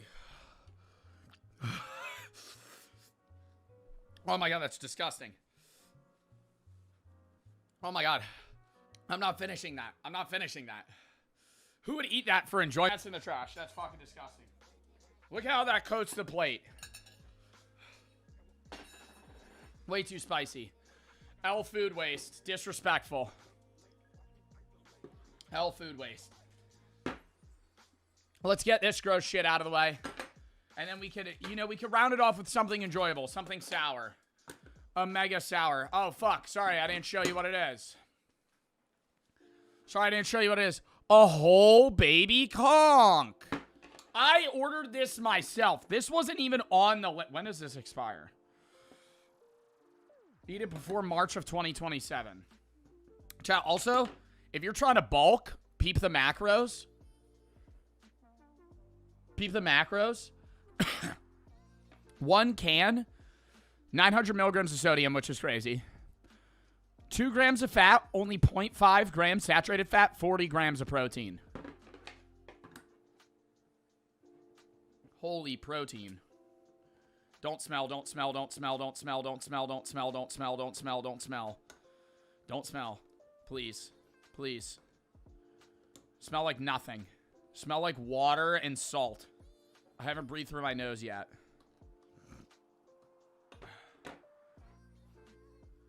God damn it. I have to drain this. Oh, that's not good news.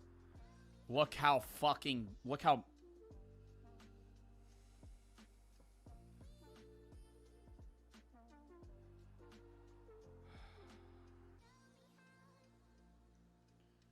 It's murky.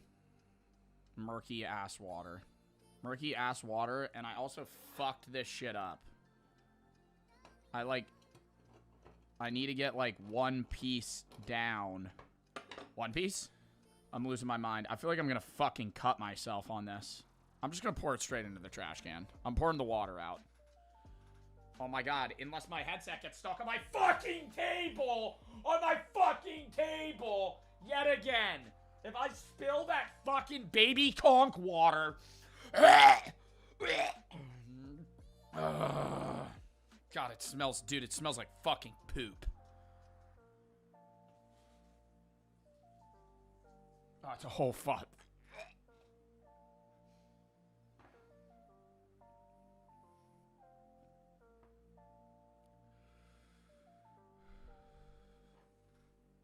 I don't want to eat that.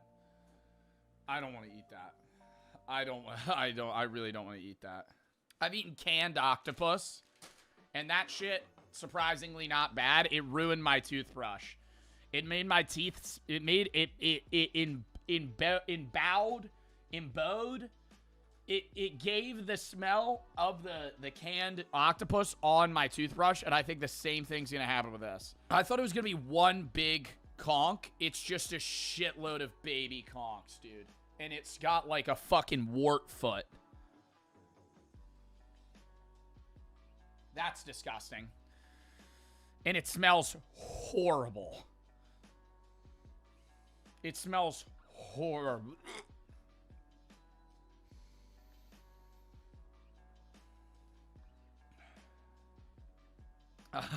Just lock it in.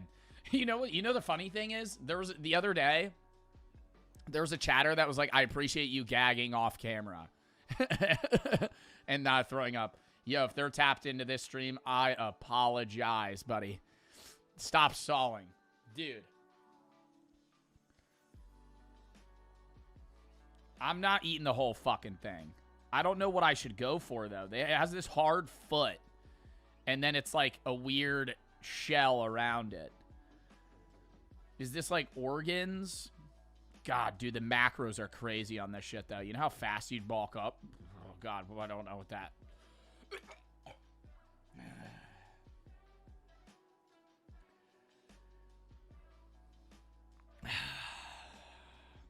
I don't know if it's better if I take a bite or if I just eat the whole thing. Like, okay, here's the problem. Textures, chat, I know I'm sawing, I don't care. Texture's such a big thing for me. If I bite into this and it goes, or it pops, I'm throwing up. Like, the taste is less of a problem.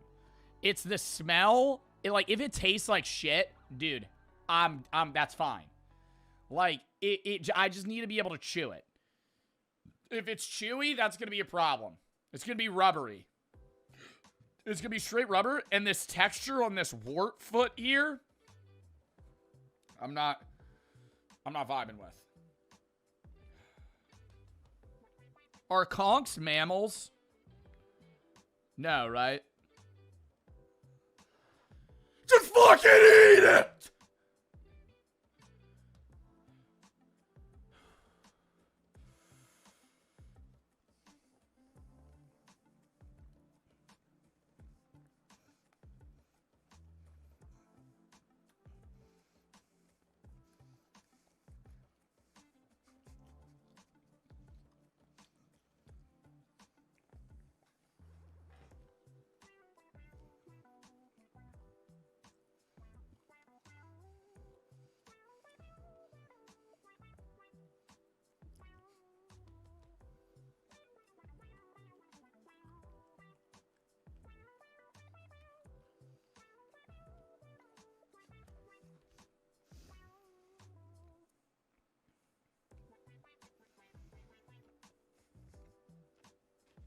Straight rubber. It's straight rubber. It's straight rubber. I'm eating a tire. Oh my God, it's exactly what I didn't want.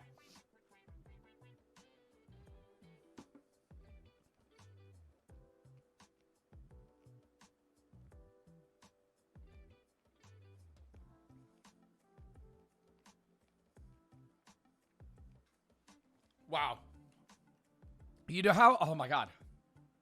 Oh my God. You know how you have to make that conscious connection in your head to go, I'm going to swallow this now. Like, you could say, I'm going to swallow this, but your body needs to let you swallow it. Like, have you ever had a really chewy piece of steak and you're just going, and you're just like, okay, at some point I got to swallow this shit. I've been chewing it for like 30 seconds. That was that through and through. It literally just felt like I was eating fucking like gristle on a steak. So rubbery. Exact same taste as the octopus. Exact same taste as the octopus. The taste was a 4. Maybe a 3. The texture was a 1. That was bad. Now, if I could grind this up with like rice and just fucking rip it, bulk meal. I mean, bulk meal. Lean meat. 40 grams of protein for a can. The fuck? That shit's awesome. All right, now we get to round it off with something that's happy. Well, not really happy. The world's sourest candy balls. They're Black Megadeth. Black Megadeth balls. There's like different brands that make them, but they're these super, super covered. What is that sour powder? Oh my God, what's that called? What is that sour powder called? It's not citric acid. Malic acid. Well, it might have citric acid too. Yeah, it's citric and malic acid. So it's just fully covered. The ball itself is black, but it's white because of that. No reaction. After the baby conch, I can conquer anything. Conch. Conquer. Play on words. It's rock hard.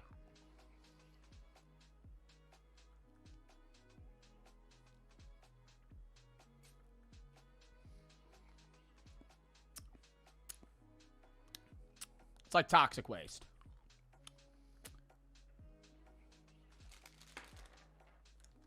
These are actually good as fuck. That's not even a food gauntlet. That's a reward. That's a reward at the end. I love sour shit. I love sour shit. Look at this.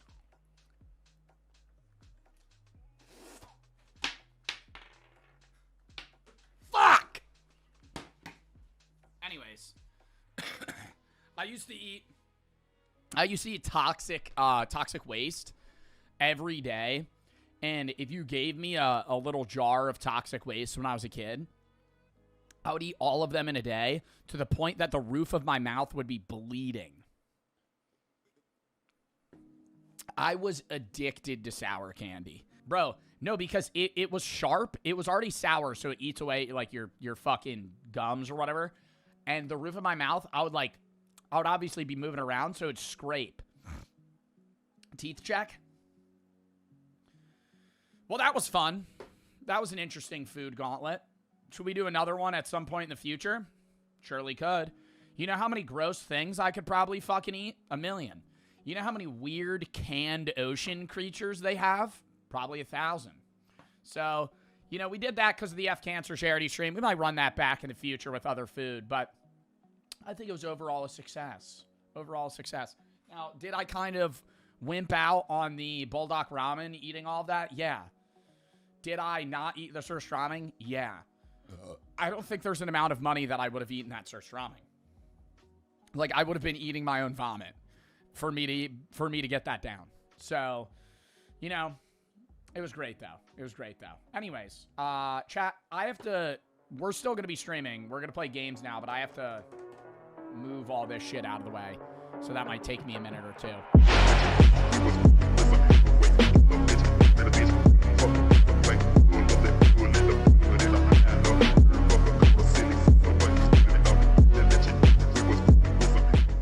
Chat, bit of a weird segment now. We're kind of just going to be watching a culmination of YouTube videos that are like 3 minutes long and really random, that you kind of like that video that you see on your recommendation page at 3 in the morning. That's like the type of videos we're going to watch. We might click some other ones on the side tab. I kind of just gathered a bunch of videos. Most of them are probably going to be pretty ass. But yeah, let's tap in. First one, a message from Arkham Knight's Riddler.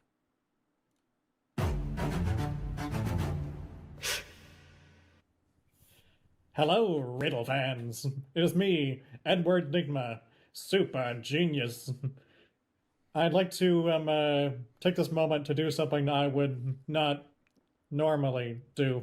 Oh, you're not going to give me a riddle? I can't watch a Riddler video if you're not going to give me a riddle. Well, you see, guys, I'll explain. You see, guys, I'm all riddled out. I've lost my motivation to keep riddling. I've gotten addicted to riddling. See, that was a good one. I'm proud of that. When the Arkham Knight showed up, my work wasn't really... Okay, it wasn't the best. I kind of stretched the whole meaning of riddle a little farther than I had anticipated. Yeah, it wasn't really much a riddle, more so just like destruction. They were car riddles, okay? Sorry, Arkham only lets me out a certain amount of time, and I'm not sure if I'm doing this right, you know, like, ever. What? As you can see from this grotesque beard I have got going here, time in Arkham hasn't exactly been kind to me, and I've had a lot of time to reflect. Where's your masterful plan to get back at Batman? This is what I need to hear about the Riddler. You've been locked away for years. Now you're telling me you're out and you don't know what you're going to do next? Yes, I admit, though it pains me to say, car riddles aren't really on brand for me. It was a hard time, okay? I was running out of things to riddle. I was burning out here. I promise you. him cosplaying as the Riddler and saying that he's having burnout as a problem is fucking hilarious. You that my next riddles will come back to their golden age again. We'll have, well, I'm not sure what we'll have yet, but I'm working on it, okay? Let it be known that the Riddler is not done yet. When I get out, the streets will run with riddles. When you get out, oh, is he still saying that he's in prison? Dude, you have family photos in the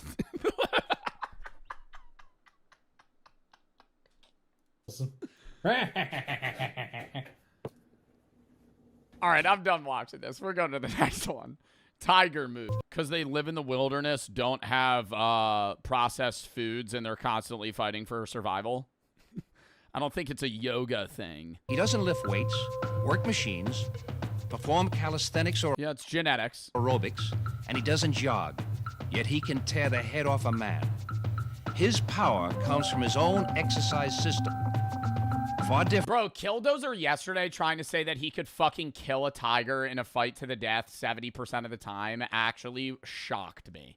I know he's 6'5", 250, but you're not killing a tiger. A tiger. They weigh like 400 pounds. His own exercise system. Far different from man's, and also far superior.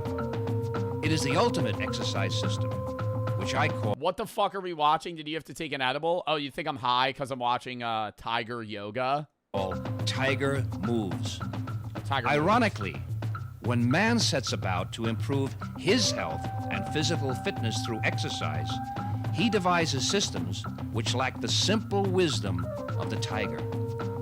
Low-impact aerobics has far less injuries than high-impact, as does belly dancing, with its smooth and completely natural. Are you trying to tell me that I'm going to have the body of a tiger if I start belly dancing?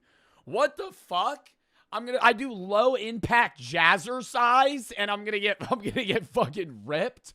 No. Natural I'm move. going to burn 30 calories, eat 2 Oreos, and I'm already going to be in I'm out of the deficit. Tiger Moves.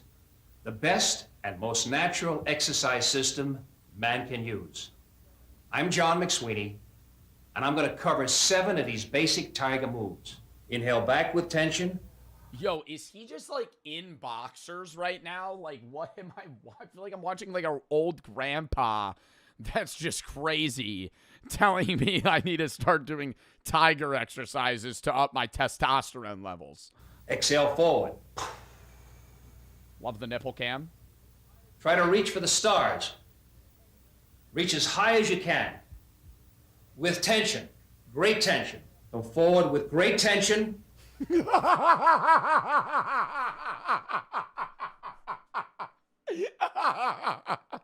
Yo, who the fuck is filming this? Feel the tension in the tricep muscles. Yo, he's just flexing. Think into those thigh muscles, the quadriceps, the hamstrings. The next tiger move Do a squat. Stomach roll. is the stomach roll. This exercise now from the When does a tiger do this? side, I push down and roll up. Flex, force it down. Come up. You've just learned in this tape I love how he's in a suit and tie now. 3 critical areas of life and self-defense. I'll leave Self-defense. I've learned three needed things for life and self-defense. They're gonna enable me to defend myself if an oncoming attacker approaches me. you with one thought. It pertains to nations, it pertains to the individual. First a warrior, or all else is folly. A warrior. Next, we're gonna be learning Wario moves. First, a warrior, or all else is folly. Old people fighting. In the cart, and you'll be at the other end of it. Ooh, cold. Oh, Ooh, cold. Try to make him flinch. But he's light on his toes. Because he's got that big dog energy. Don't matter, he's 85. oh. Wow. As soon as you turn your back, she hits you with a trap. I'm standing beside you and pull you. What's that? She does it again. Hit her over the head. I'll take yours and hit her over the head. come back here again and I'm going to advertise this. There's a bastard here. Would you keep using... Wow, that's angry. That's an angry grandma there. The word bastard. I feel like that's an old person insult. To be like, you're a bastard child. this terrible word? What does it mean to you? Does it make you feel good, or what does it do to you? None of your This guy just mogging the camera right now. I don't think he's there. goddamn business. Now get going. Going where? Fall in your tracks. Go on. Go. Do you think I'm going to move because you're telling me? You've got something coming to you. Big time. I hope it's not anything I like love that the level of aggression is so weak because they're so old that it just kind of sounds like they're talking, but they're basically using like old term fighting words. you. Anything. There's not another person in this world like you. That's great. Yeah. Ooh, wow. Would that be nice? That's wonderful. We have to get rid of that bastard. No. Is that the only word you know? Yo, he keeps walking away. He keeps walking away. She calls him a bastard. He comes right back. He's like, you really think you're going to tell me where I'm not allowed to walk? Why don't you go and have your lunch? Yeah, go eat. Oh my God, do you think he's actually going to like hit her? You might feel better after you eat. Keep your hand to yourself. You hit me and Jesus, I'll knock you right out. What with? Your imagination, that's what's Yeah, you tell him. You tell him. hitting you in the head. Oh, he's getting up. Give it a minute, bro. We got to fight here in about 5 minutes. Please go, Allie. 5 minutes. He's standing up. Is he sitting down? Is he standing up? I don't know what's happening. You say that once again, I'll really He's coming let up. you have it. He's So getting far, up. I have laid a finger on you. I'm You behind better you. not, either. He's getting up. Why? What do you mean I better not? You better not This put guy still hasn't moved. a finger on me, either. Jeez. I wouldn't want one of your goddamn fingers on me. Oh, he's Or back your- down. Anything of you. I hope you fall and break your nose. Oh, here we go again. Fall and break my nose. Oh, wow. Watch it. Yeah. See if you'll do it. Close your mouth. You know, old people in nursing homes have like the highest rate of STDs because they just have sex all the time. And when you have, if you have a family member in a nursing home and they have sex, they have to call their family. There's like, yeah, no, there's like orgies and shit that go on there.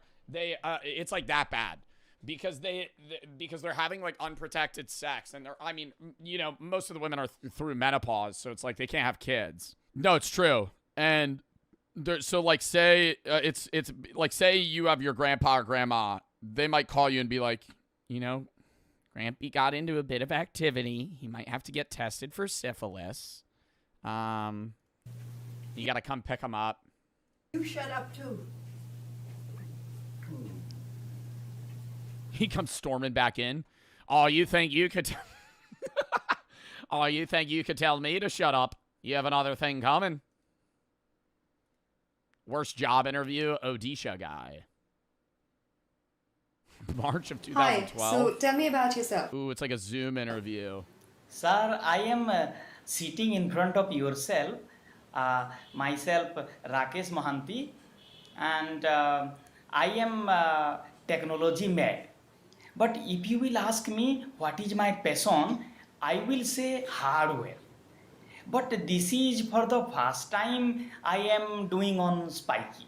Skype.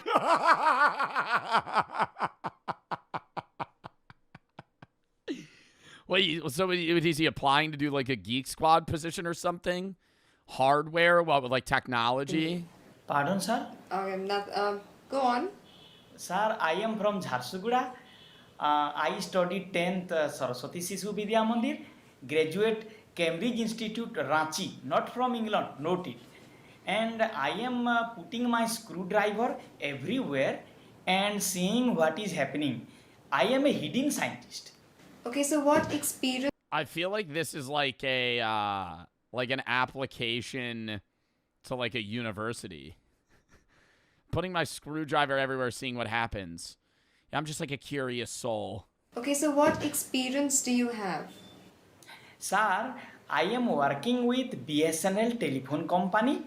Whenever the line goes off, I ride the telephone khamba and make the line good. And during my spare time, Horror quiz. Would you survive the night? We did the zombie survival quiz a few months ago. Crystal makes some pretty fucking fire survival quizzes where, you know, it's in depth. There's like 20 questions and there's right and wrong answers. Some are kind of right, some are really wrong. I mean, it says horror quiz. The one we did with the zombies, like some of the questions I thought I was right and then she said I was wrong. But horror quiz, I think if I had to survive the night in like a haunted house, I'm for sure fine. But I don't know what they mean horror quiz. Like, am I running from a serial killer? Am I like, you know, in some sort of fucking Stranger Things situation? This is a survival quiz. You're alone in a foreign place. The locals whisper. Would never be in that situation. Already. The locals whisper about something in the hills. All right, well. About something in the hills. Something old. They say it drinks blood. You don't believe them. Not exactly. I'm definitely not believing them, bro. What? If I'm in a foreign country and the locals start chirping to me about how, like, in the hills, there's some fucking Dracula, like, level creature, I'm going, okay, pal. But tonight something's wrong. This is a logic test. A psychological test. The questions start off easy, but they get harder. And each answer could be your last. For each question, you get 4 options to pick from. And after each question, I'll tell you the right answer. And I'll also tell you why the others would have been the last thing you ever did. Keep track of your score. And in the end... So if I get one wrong, I die? What? If I get one wrong, I die. And I'll tell you if you would have survived the night. So without further ado, let's begin. You're in a tiny town somewhere in the Balkans. You booked it on impulse. The town is barely marked on maps. The local currency is something you've never held. And the bartender in this pub doesn't speak much English, but he keeps refilling your glass. It's late. The pub smells like wood smoke and dried herbs. There's a fire burning. I'm loving the vibe thus far. Nobody speaks the language that I speak. I'm alone at the pub, and the bartender just makes like a bro eye contact with me and just fills my drink every time. So I'm a little drunk, okay? 4 or 5, maybe 6 beer in. I'm in Europe, right? Or the Balkans. Balkans, what country is the Balkans in? If I'm in the Balkans, I'm in like Albania. All right. I'm in like Albania, Romania, Serbia. I don't speak the language of the locals, and I'm kind of drunk. They're probably drinking like 6% beer, you know. They're still at the back table. They keep glancing at you. One of them finally leans over and says something that sounds like, "You shouldn't walk back alone. Not tonight." I'm not thinking that's supernatural. I'm thinking that motherfucker's letting me know that I'm about to get mugged on my walk back, okay? If I am drunk at a bar alone in Romania or Albania or Turkey or wherever the fuck I am, and a local leans in and goes, "You shouldn't walk home tonight alone. It's not safe." I'd go, "Oh, so I'm going to get murdered by a human. Like a person's going to hurt me." You ask him what he means. He gestures to the window and says one word in broken English. Nosferatu. Vampires, brother. I'm going, "Thanks, buddy. I appreciate that." And then I'm walking home. The table behind him laughs. How do you respond? Option A, laugh with them. Maybe it's a local joke. Option B, ask if something happened recently. Option C, say, "I don't believe in that stuff." Or option D, say nothing and finish your drink. Damn, dude. This is a life or death scenario here. If I get it wrong, what do they just shoot me? I fucking ask if something happened recently. "Oh, you're an idiot. They kill me." B, I'm not asking if something happened recently. I would probably say, "What do you mean?" C, I don't believe in that stuff. Nah, I'm going D. Saying nothing. So the correct answer here is option B, ask if something happened recently. So the reason this is the right answer is because here you're not dismissing him. You're gathering information without feeding the myth or challenging it. And survival often starts with listening, especially when you're the foreigner without any cultural context here. Option A, laughing with the crowd, is not the best answer here because it alienates the speaker. They might shut down or play it off and you've lost a source. Option C, saying you don't believe in that stuff, draws a firm line in the sand, and you've now made it personal. If they were I'm drawing that firm line in the fucking sand. Yo, okay, if I'm in a foreign country, I'd probably pan into it a little bit. I'd be like, what do you mean Nosferatu? trying to warn you, they'll back off. And option D, going silent and... Bro, that's like me being at a local bar in New Jersey and somebody being like, the Jersey Devil's out tonight. You shouldn't walk home alone. I'd be like, you're crazy. You're an insane person. Information withheld now might cost you later. The man narrows his eyes. He speaks carefully, like he's trying to remember the right words. They come if you are soft. If you say yes too easy. If you listen, you should close your ears. You ask, how do you stop them? He looks at the candle and at the table, and then back at you. You don't, but you can delay. He lifts his hand and he pinches the flame out between two fingers. Damn, this guy's kind of hard, though. This guy's kind of got aura. I feel like now I have to listen to him. He pinches the flame with both of his fingers. And he glances. He's kind of like rizzing me up while he's like warning me. They ask you small things first. Just small. Can I come closer? Do you hear me? Will you look at me? It's not always the door. Oh, so I'm dealing with vampires that I have to let them in. And he leans closer. You don't say yes. You don't say no. You don't say anything at all. Someone behind him scoffs. It's one of the older men at the back table. Ignore him. This one still believes the old wives' tales. The bartender doesn't look back. He's staring at you. They came Hold up. Bang. last week. A girl was found. She was still standing when they found her. Still warm. No blood inside. Like something had hollowed her out and walked away. As you stand to leave, the bartender slides something across the bar. A small metal charm and a string. It looks handmade. Rusted. Ancient. He doesn't look at you when he speaks. Protection. What do you do? Taking that bitch! Taking that bitch! What?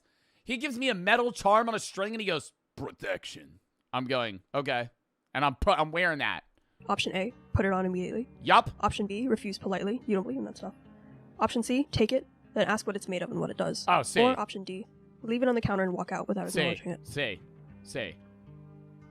So the correct answer here is option C. Take it, and then ask Yes. what it's made of and what it does. So the reason this is the right answer is because here you're signaling respect and you're gathering information.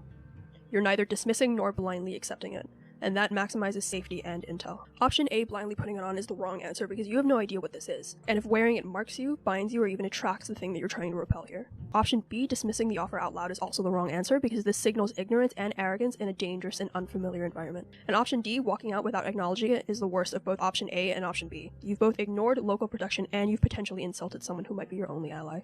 You pick up the charm. It's heavier than you expected. You don't put it on. It's made of tungsten. You pick up the charm. The string snaps. You've just got yourself in a New York City free charm scam. This guy's asking for a tip for the free jewelry he just gave you. You decline. He says, well, you broke my charm. Now you have to pay me for it. Instead, you ask, what's it made of? The bartender pauses.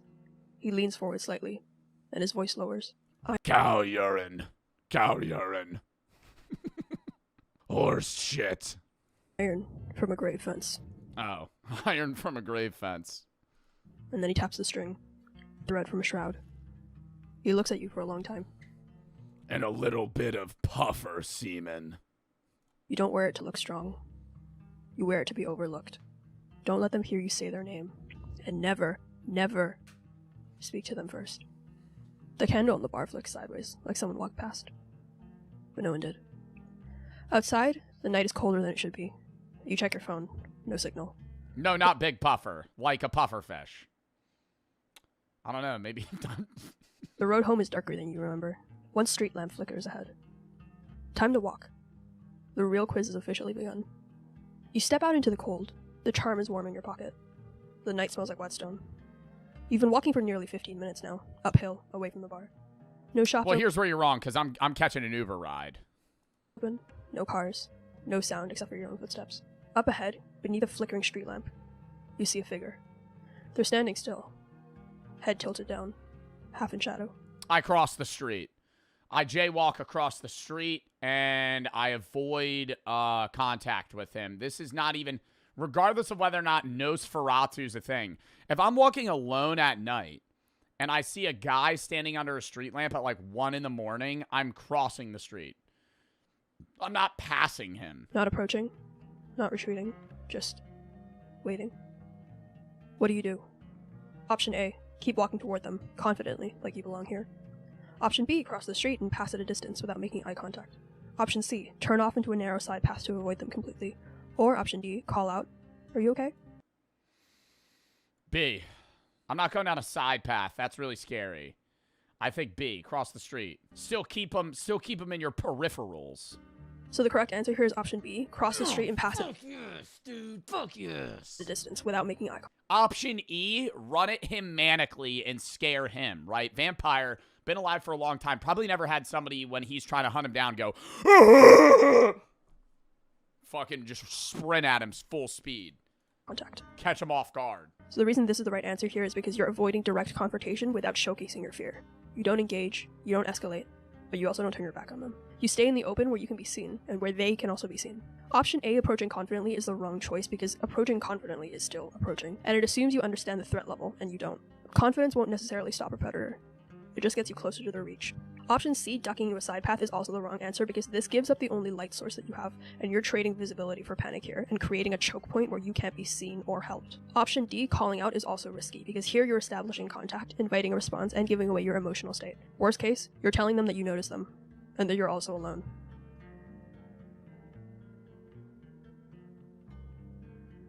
Copy this graph. What graph? So you cross the street, slow, steady, with your eyes forward. The figure doesn't move. You pass under the lamplight and glance back. Just once. And they're still there. Still watching. Not following. Not yet. But the air behind you feels full. You know, I don't think I would be as afraid of a vampire. Like, I'm imagining this guy in, like, a top hat and, like, a trench coat. Just, like, standing, looking at the ground. Right? It would be a hell of a lot scarier if they were, like, from the Smile movie. Like, that would be the creepiest thing. I wouldn't be able to do that. Like, alone at night, and you're just, like, in an alleyway, and some guy's just under a street lamp, just, like, staring at you. Like, that would be fucking mortifying. Walking. The street narrows. You pass a door that's been left ajar. A tiny convenience shop with flickering fluorescent lights. You step inside. A woman is sweeping in the back. The figure who follows you lingers in the street opposite, watching. They don't enter the store. The woman in the back calls out in broken English. You're American, just shoot him. I don't have silver bullets. Dick. You're an American. Just shoot him. Huh. Just take out your gun. All of you have. Right? You guys are always killing each other with them.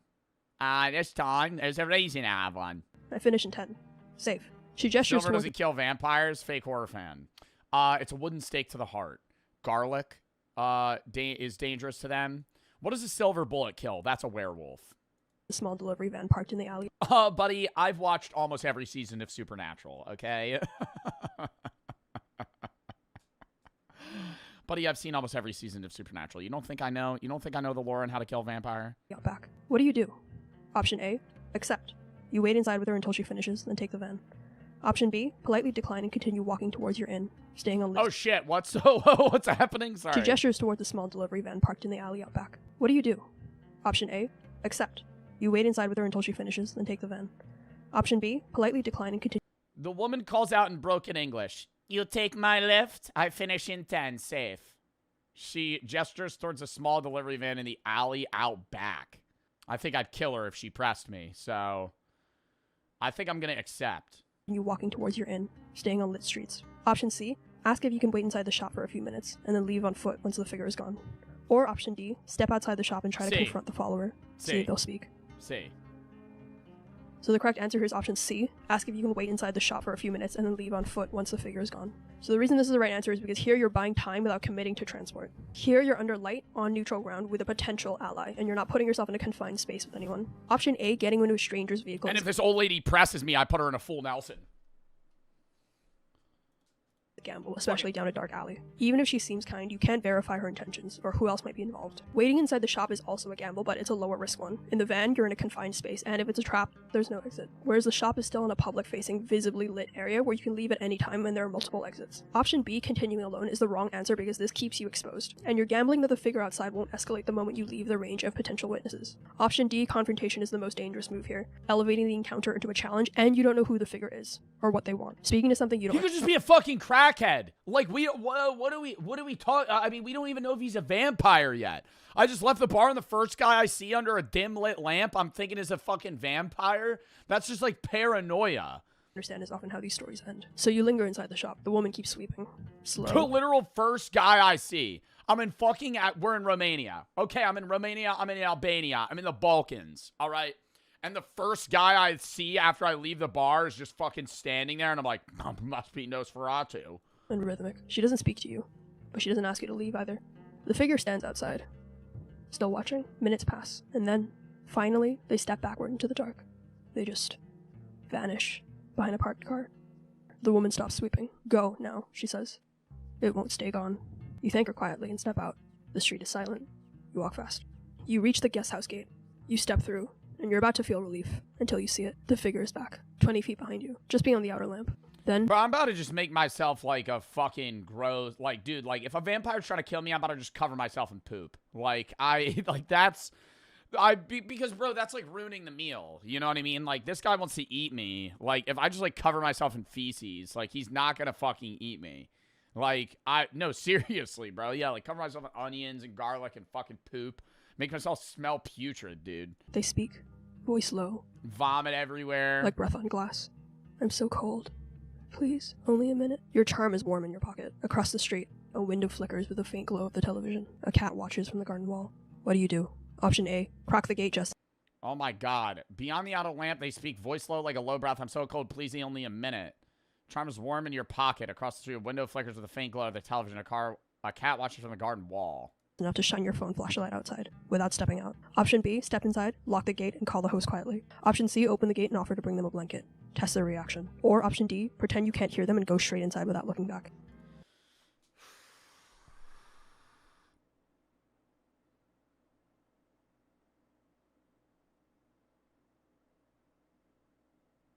Crack the gate just enough to shine your phone flashlight outside. That's a bad play. Step inside, lock the gate, and call the host quietly. I'm thinking, like, it's probably B or D. But you're not supposed to just, like, ignore them. Open the gate and offer to bring them a blanket. That's the worst one. D. So the correct answer here is option B, step inside. I said that, and then I saw my chatter say D, and I felt like that was probably the right answer. You guys suck. Lock the gate and call the host quietly. So the reason this is the right answer is because here, this is barrier control. Don't trade your physical threshold for a moral test. The correct move here preserves your strongest defensive asset, which is the locked gate. Calling the host quietly will also record your situation and possibly produce a local authority figure, or at least flags the interaction. Option A, cracking the gate and shining the light, is the wrong answer. What if I just start fucking screaming, dude? Like, why is that not an option? Me just be like, help! Help! Because any opening here is a commotion. Leverage. A small light leak shows that you're present and reactive, and it might also reveal your silhouette, which might leave you vulnerable. Option C, offering a blanket, is also the wrong answer, because you just invited proximity and possibly rewarded a manipulative plea. Even if it's genuine, you have no idea whether the person is alone or if they're baiting you. And you and it was a homeless woman. She froze to death. Well, have to prioritize your safe option B. That's because the outcome here is identical, but option D misses the communication step. The host call matters, because it creates a record and may add someone who can vouch for you, or check outside. You're inside now. The door is locked. The hallway is dim. The air inside feels warm and too still. You listen for footsteps. You don't hear any, but the charm in your pocket is hot. You reach the stairs to your room. Then, a knock. Not at the front door, but the back one. You freeze. Then, a voice, low and calm. It's the guest house owner. We saw someone outside. Just checking that you made it in okay. It's not responding. Yo, you know what I'm doing here? I'm locking all of the doors. I'm locking the door to the bedroom. And then I'm putting a blindfold over my eyes and shoving cotton in my ears. And then I'm falling asleep. Because it's not allowed in unless you let it in. So just fucking go to bed. Sounds like the same voice from earlier, but quieter, slower. How do you respond? Option A, call out from the stairs. I'm okay, thank you. Option B, say nothing. Stay out of sight and wait for a follow-up knock. Option C, walk to the back door and check the peephole. Or option D, text the host if you can get signal and ask if he sent someone. C. Oh, wait. D. So the correct answer is option D, text the host and verify. So the reason this is the right answer is because verification is everything. If you're unsure, don't guess. Cross-reference. Even with no bars, All right, I don't need to know why the other ones were wrong. light backup, no door camera, and no sound insulation. The figure outside is silent, unnaturally so. And if you press your eye to the glass, you might be gathering intel, but you're also giving it, the thing outside, your breath, your silhouette, and also your location. And if they're already covering the people, then you've gained nothing, and you've also just let them know you're home and afraid. You text the host. Someone just knocked. Did you send someone to check on me? Why don't I put like dish soap on the floor so if he comes in, he like slips and eats shit. Like I do like a Home Alone setup where, you know, I like put a mannequin up in like a window or something, you know, like, yeah, like set up like a booby trap. There's no reply. You stay quiet. You don't call out. You don't open the door. You wait. A banana peel. I only have one banana. I just put a banana peel in the middle of the fucking room. Well, he's got about a 5% chance of slipping on that. 5 long minutes. Finally. No one should be there. You lock the door. Move upstairs. As you reach your room, the charm around your neck suddenly pulses. A sharp heat, like it's reacting to something. Through the window, you can see a figure standing across the road. Not moving. You can't tell. Dude, that's terrifying. Any horror game you're playing, you look at the window, there's somebody just across the road under the street lamp, just like looking. It's the same one. What do you do? Dude, it was no, I'm like remembering the smell.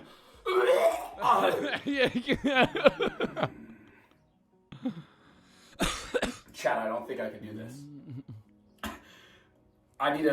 No, this was like an awakening moment for me here. I was like, why am I doing this? I actually don't think I can do this. I actually don't think I can do this. Oh my god.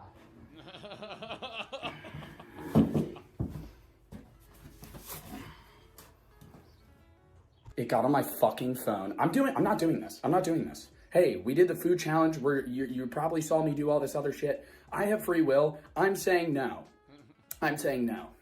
Jesus Christ. Oh, fuck. I also forgot. We have Bulldog Ramen. I already had to make it, and I gotta reheat it. For the love of the game. I actually can't breathe. I'm gonna throw up. I opened the can. Okay, bro, the best way that I could describe the smell is like, have you ever been at like a fish market? Like, imagine, this is the way I described it to my friends in Brook. You catch a fat catfish. Big one. You cut him open, fillet his guts out, and leave him in a hot room for 3 weeks. Never open the door and then walk in randomly. Like, the smell fills the room. It's that bad. I'm going to show you the fish, and that's it, okay? I'm not eating it. Oh, I'm not. God. I repeat, I'm not eating it. It smells like a trash can at a gutting station. Worse. I used to go offshore fishing when I was younger, and I've gutted fish. I've smelled fish intestines and chum. Like, it smells really like chum, but like if it sat in a bucket for 3 weeks and you just never touched it. I don't know where the fork went. Hold up. It like dead bodies. Okay, here we go. It is like just genuinely, oh, Jesus Christ, I don't have the other fucking glove. Dude, and it smelled so bad that I was breathing through my mouth and I still smelled it. On. Oh my god, it's just fucking rotten fish. You can see it pooling. I can't even... You can see it pooling at the Oh my top god, there. bro.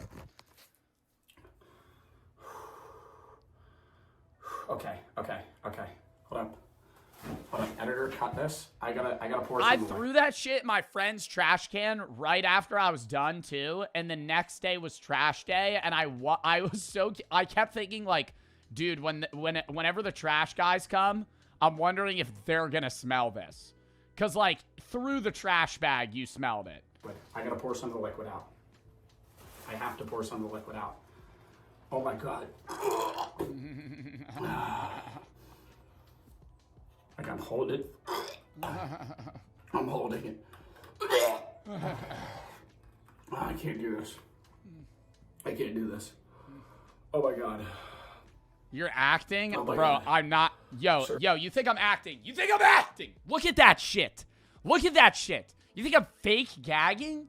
You think I'm fake fucking. Bro, that is the most foul thing ever. Like, there's no part of me was faking that. I was bro. Any motherfucker saying I'm faking that, buy a can of surströmming and just open it. Open it in a closed room. Straubing, everybody. Oh my god, it just got on my hand. I'm done. I'm done. Stop. Oh my god.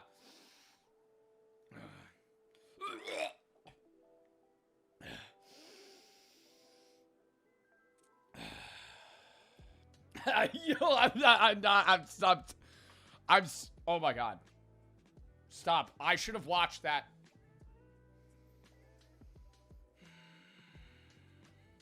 I should have watched that after. Why did I watch this before the fucking food gauntlet?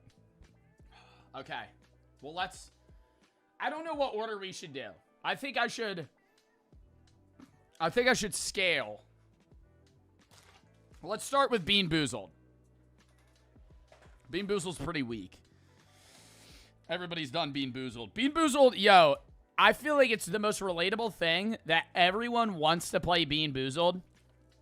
And you're so hype about it until you get one that's ass, and then you're immediately like, okay, I'm done.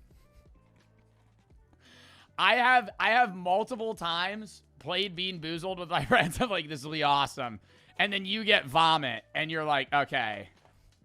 Okay. Bean Boozled. You know it. You hate it. Doesn't that woman kind of look like the Hawk Tuah girl? I always think that when I see the Bean Boozled thing.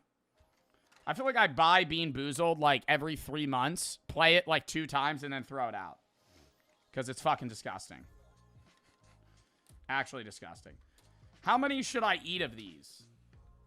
We have, option-wise, juicy pear or booger, strawberry banana smoothie or dead fish, berry blue or toothpaste. That's a cop-out. That's a cheap one. Cappuccino, liver and onions, peach and barf, pomegranate or old bandage, and top banana or wet dog. We also have licorice, burnt rubber, toasted marshmallow, stinky bug, tutti frutti, stinky socks. Ideally, I think I'd do 3 spins. 5 at a time. Let's do 5 spins, and I'll eat all 5 at once. And then we'll move on. Ideally, I get berry blue and toothpaste 5 times. That's not going to happen. Realistically, I'm pretty sure I don't want barf. I don't want barf. Old bandage I could swallow. Wet dog, stink bug, burnt rubber. Burnt rubber, not bad. Not bad. Wet dog, not bad. And then I think I could probably also rip old bandage. Liver and onions, not great. All right, first spin. Okay, it's in between berry blue and dead fish. We'll count that as a respin. Because I'm not going to, you guys are going to say dead fish. We're going to respin. Okay, that doesn't count. There we go. Cappuccino and liver and onions. Awesome. Awesome. Awesome. Awesome. It's always hard to find which one is the color of the thing that you're looking for. Some are, like, really easy, and then others I'm just like, I feel like I just grabbed the wrong thing. All right, licorice and burnt rubber. Ideally, I get 3 good ones and 2 bad ones. Does anybody know the statistics on fucking, what's it called? Bean Boozled? I got marshmallow and stink bug. Like, if I get 3 good ones, I think that'll mask the bad ones. It's dead 50-50. Is it really? Peach and barf. That's probably one of the worst ones. You think I could test? You think you could smell them? One of those is bad. I think that toasted marshmallow one stink bug. This fucking spinner sucks. Another black licorice. Can I please throw a berry blue in there for freeze? I already have 5. I get 1 berry blue. I have to eat all these at once. I get 1 berry blue or toothpaste. No? All right, fuck you guys. I'm going to eat all of them after. All right, fuck you guys. To celebrate. All right, here we go. Wait, what do I have? I have black licorice or burnt rubber, barf and peach, toasted marshmallow, stink bug, and then, oh, liver and onions. I really hope I don't get liver and onions. All of these are bad. The 2 burnt rubber ones, even if I get one at a time, should I do one at a time or all at once? We'll do one at a time. First one, licorice or burnt rubber.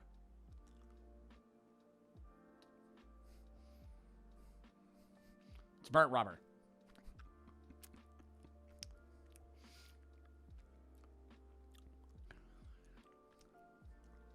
It's burnt rubber. Not great. Not great, not bad. Surprisingly sweet. It does taste like a tire. It tastes like the smell of a tire. Licorice. We're 1 for 1 right now. 1 for 1. More good than bad. Oh, why did I eat those 2 first? Those 2 were like the only good ones. How do they manage to make that? I was asking the same thing. Do you think they put like liver in it? Like an essence? I feel like it has to be like an extractable juice.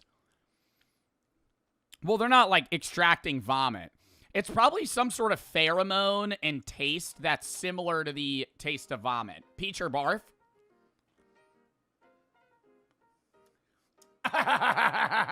Okay, I don't give a fuck if these 2 are bad.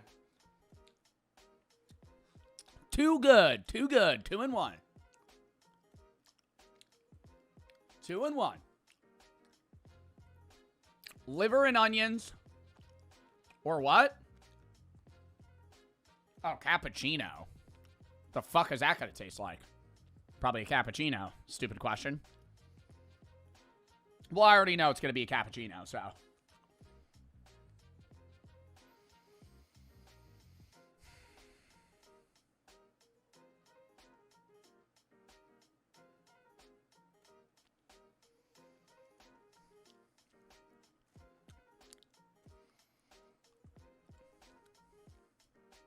You know what's crazy? I think I've gotten better at eating actually disgusting shit. Like, when I was younger, that probably would have made me vomit. That was disgusting. It was liver and onions. Stink bug. Or marshmallow. Spoke a little too soon there. Spoke a little too soon there. I gotta I can't. I gotta finish it. I gotta finish it. Oh my god. You drank your own piss before? Yeah, but drinking your own piss. Like, if one of these was piss, I would be spinning that one constantly. Because that one, that's not that bad. Piss is like salt water. Toasted marshmallow or steak bug.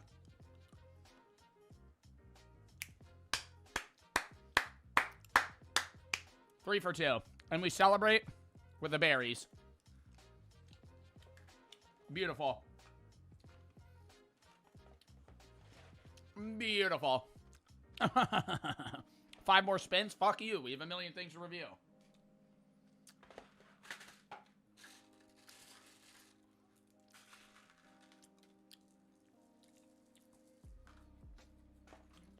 I'm not swallowing these. I'm letting you know that.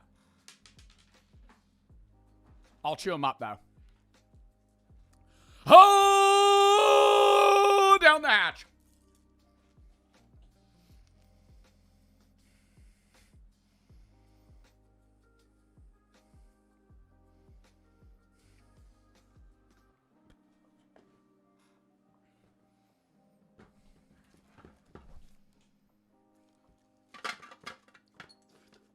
No. No, there was a bar for 2 in there. There was a bar for 2 in there. The first one I cracked was bad. If I inhaled, I would have thrown up. Oh my god. Some jackass said food waste. Yeah, because that's how we're gonna save the world, is being boozled. That's how people are gonna get their calorie intake. Oh, food waste. You could have given that to a homeless person. Yeah, because I'm gonna give a homeless person fucking Bean Boozled jelly beans. Saltiest candy in the world. It says Swedish bastards. Svenskvalar. Svenskahalvlar. Salty licorice filled with licorice cream. No palm oil. Oh, thank God. I thought there was going to be palm oil in this. I gotta say, oh God, these look even worse than the ones from Iceland. I ate a lot of like Nordic salt-based candy, and I don't get the hype. I literally do not get the hype. I think there's certain salty candy that's pretty good. I'm going to say Mexican candy or certain Hispanic candy that is salty, spicy, and sweet at the same time. Chef's kiss, right? This, very acquired taste. Not only is it black licorice and there's licorice cream, it also is just literally covered with salt. Like, that is, it's just, what the fuck? I don't think this is going to make me gag. I just think it's going to be gross.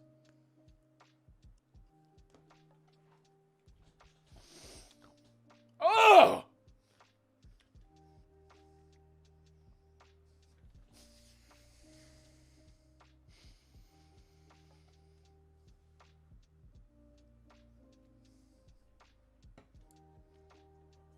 Oh my God, it's like almost painful.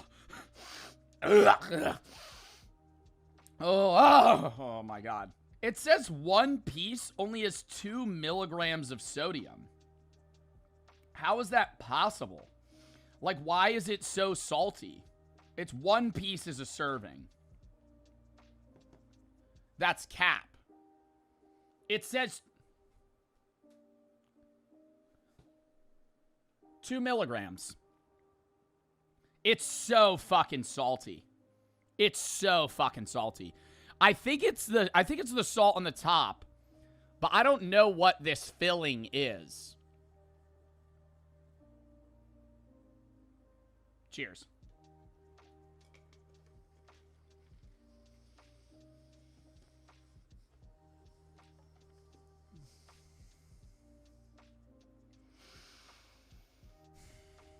Oh, God.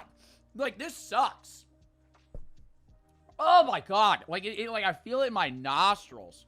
I'm not going to throw up. I'm not going to throw up. It doesn't taste... Okay, listen. Like, I chat on girls on Facebook. that is not... But that is not for... Yo, first half, you know, you're answering the question here. You don't need to tell the interviewer that you flirt with girls on Facebook in your free time. And also, I collect pan masala wrappers. Okay. I have a huge collection, almost 2,000. And how do you see yourself progress in this career? Sir, I will have a fruity career in your steamy company. And I will perform and reach the climax position. Okay, and can you shift to Oman? Will you have any problems shifting to Oman? Sir, I do not have any problem to... they have to move countries. Shifting abroad country, but I will not change my religion. Otherwise, I am very open-minded and I am always happy, even when I am sad. And I am morally very good, morally very high. And I have also my resignation letter ready from BSN. Okay, so then we'll get back to you. Sir, I am getting the job now. We'll get back to you. Thank you. Thank you very much. That didn't seem real. That did not seem real. That did not seem real. I like that guy. No, he seemed nice, but I mean, he was a bad interviewer. He was like, yeah, I'll move. Not going to change my religion, though. Valid. I don't think that was being asked of you. Did he get the job? We'll never know. That was from 13 years ago. Bear attack. Man is trying to run away from attacking bear. On a bicycle, cooked. Can't bears run like 30 miles an hour? Like top speed? And he just started riding? Oh no, it cuts. Wow, what a peaceful bike ride otherwise. If there's no bear in the region, this is why you gotta blast like fucking Lil Pump when you ride through the woods to scare the bears off. Oh, fuck no. Oh my God. He gets away from that? Oh my God, dude. The way I would fall off the bike. That's a good 10 feet away from him. That is a big ass brown bear right there. It's not even making noise. Holy fuck. This is CGI? AI? Chat, this was posted 11 years ago. I don't think this is AI. This was posted in 2014. This has to be real. Oh, he starts pedaling like a motherfucker. Yo, is that the best play? I thought you're supposed to like lay down and let it attack you. If I'm on a bike, though, I probably would try to run. He like whispered under his breath, oh, fuck. Yo, I would be pedaling as fast as I could. Yeah, you got to switch that gear up, bro. I'm going in 7th gear right there. Is that fake? I can't tell. It's oddly quiet. I feel like I would hear a bear growl. Is this real? I gotta go in the comments. I don't know, man. This being from fucking 11 years ago makes me think it's real. It's just the quality of the video is so bad that I can't tell. Nah, it kind of does look like a PNG running. I feel like this is still probably a scenario somebody's been in where they're like riding a mountain bike and a bear starts chasing them. You know the one that I have seen? Actually, is it fake?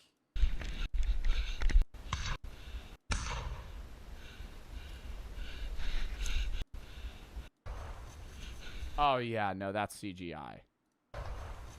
Oh my God. You know the one that I have seen that is real? Snowboarder bear. This is real.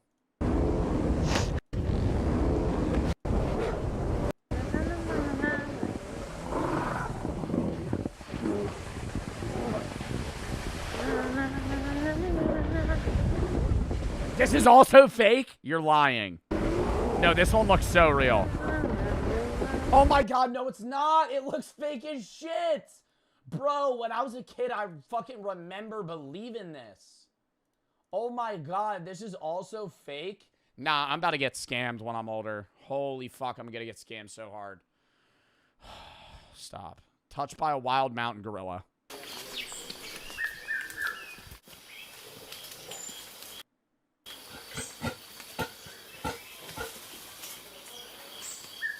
Mortified. Not from the small gorillas. That big motherfucker sitting there.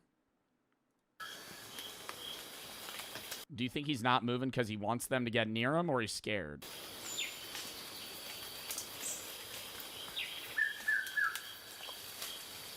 Oh, he's like protecting him. Holy shit. I think I'd start pissing myself. Look at him. He's fucking eyeing him down. Like how fast he'd kill him. He did pee his pants? No, that's a shadow.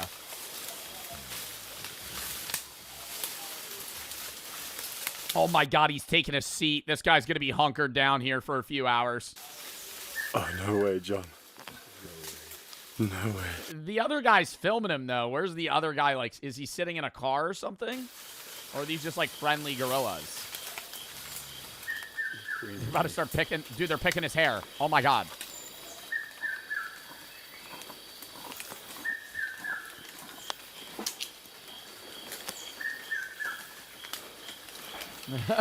Yo!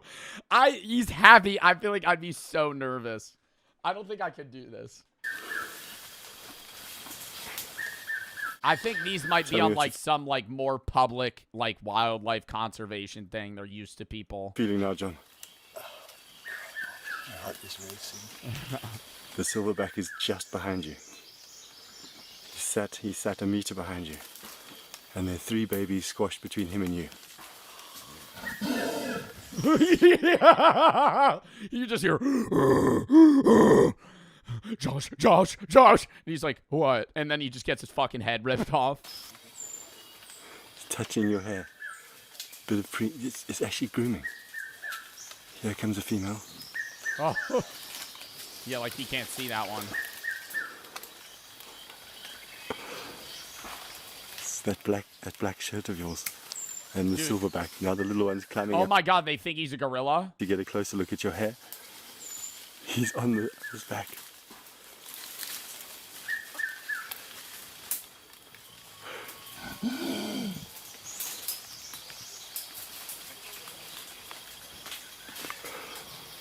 There's no Forward way. with it. Oh my god, it's trying to lick at his ear! What the fuck? Nah, I wouldn't be able to keep my composure. They're the lips. The lips.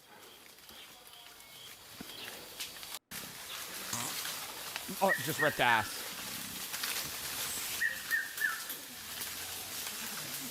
Oh, did it just poop? Or did that fall? Oh, that's a leaf. I would not be able to do that, dude. That is so... I feel like that's so sick, but it's so scary. Oh my god. Elephant seal battle for the right to mate. Now we're getting on the animal video rabbit hole.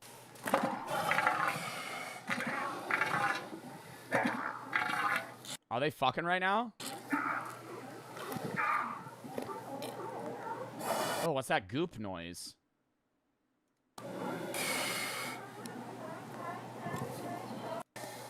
Yo, why he filming this? Dude, I always find, like, elephant seals and walruses to just be the weirdest animals. Like, they're just fat. Like, they're literally blobs that kind of just roll themselves across the ground. He's eating his nose, like Squidward. Nah, he's sucking on his own nose right now. That's crazy. What is he doing?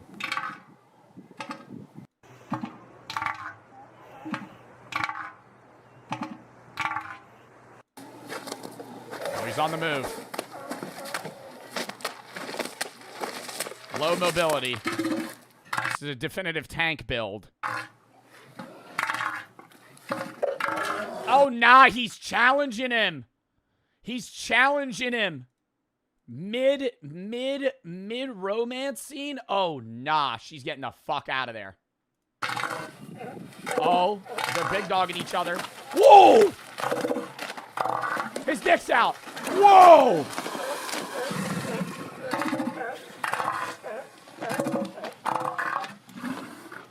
He has the high ground. My bet's on Big Dog. Ooh, he's going for a bunch of snips, though. Whoa. Other one's got to go on the attack here, man. You're holding your ground. You got to start doing some damage. This is TOS, bro. They're not going to kill each other. They're just going to fucking peck at each other until one of them runs away. Also, I love how this guy's like 6 feet away from them. Do you think he's zoomed in from afar? It looks like he's standing right next to them fight. Whoa.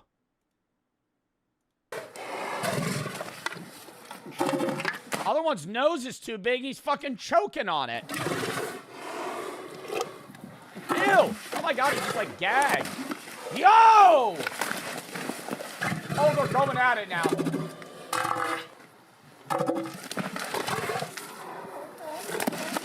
Nah, this is pushing me the fuck out.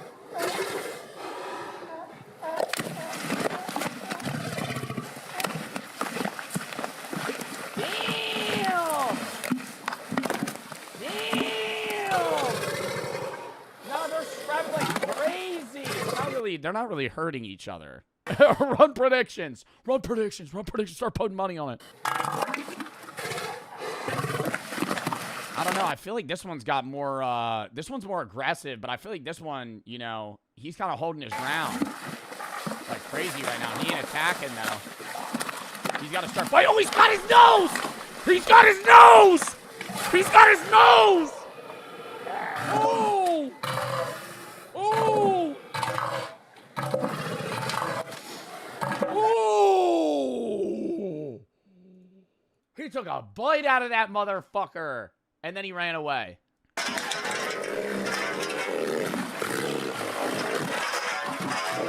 Oh, God, they're banging into the house. Hold up, hold up, hold up. Time out, time out. Metal pole in the way. Metal pole, metal pole, metal pole. He's retreating.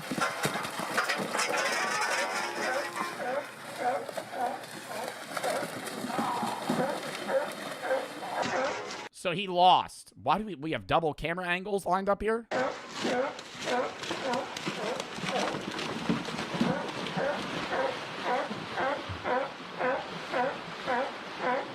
How long do you think that would take to heal, bro? Imagine sitting on the toilet, one of these breaks through the wall because it sounds like you want to pick a fight.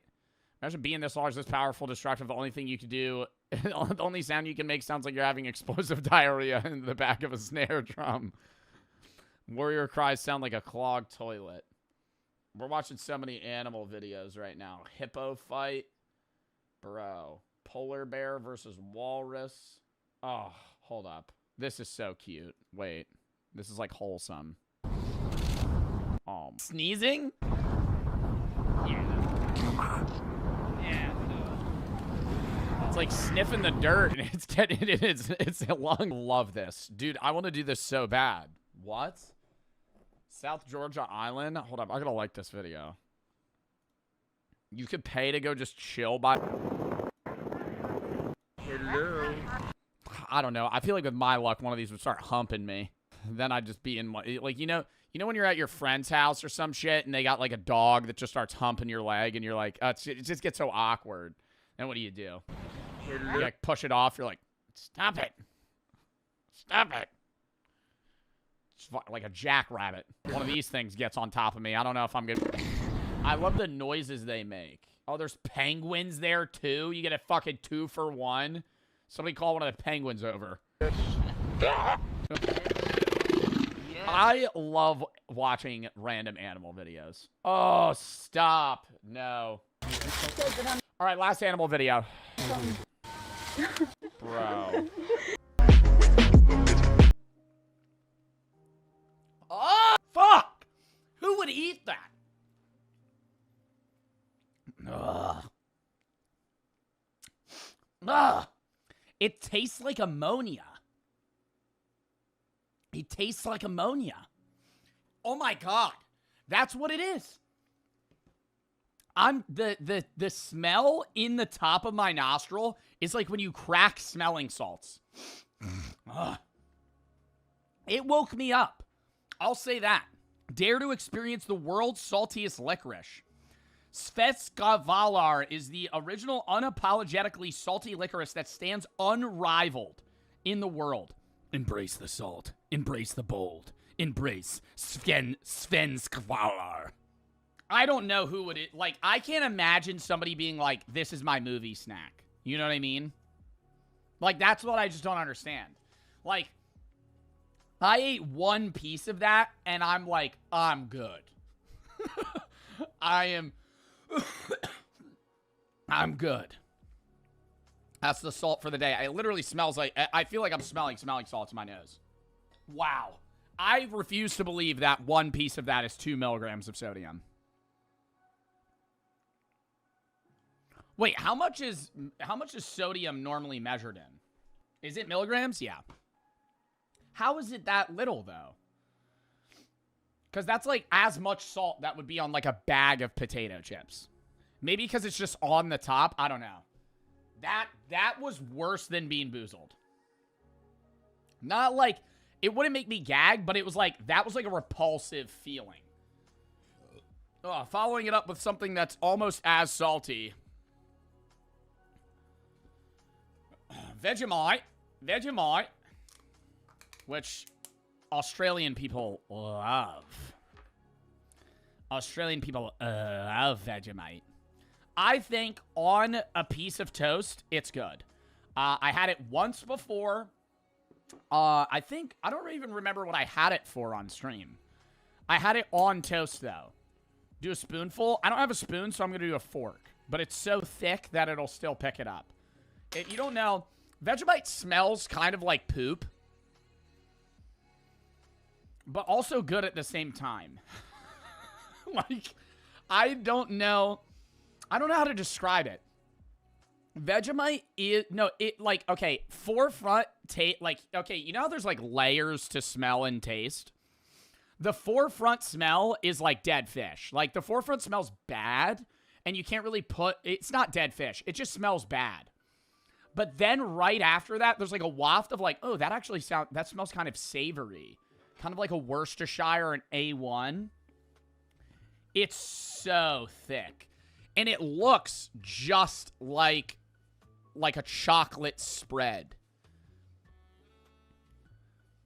Like, if you had COVID, I feel like somebody could convince you that this is like Nutella. What is it? It's like a yeast. I don't even know what Vegemite is. It's yeast. It's yeast extract, salt, and malt. That's it. And then riboflavin. So, like, other random chemicals. Folic acid. Is this healthy for you? Do Australian people eat this? Hey, Libby, local Australian in chat. Is Libby here still? Libby, do you guys eat this all the time or no? Like, is this like a... Look at this. Like, this would... I think if I held this here for, like, weeks, it would never fall off. It's, like, almost as... It's like a liquid and a solid. It's 5 a.m. for her. On toast. Yeah, I had it on toast, and it was good. Like, I kept this. Like, I would eat this with toast. I just think by itself, it's so overpowering that it's disgusting.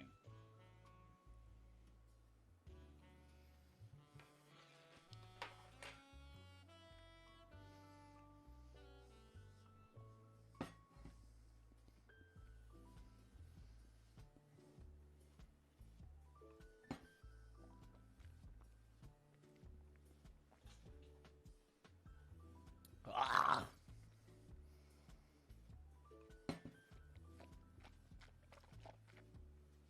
Oh, it coats your mouth, man. It really gets in there.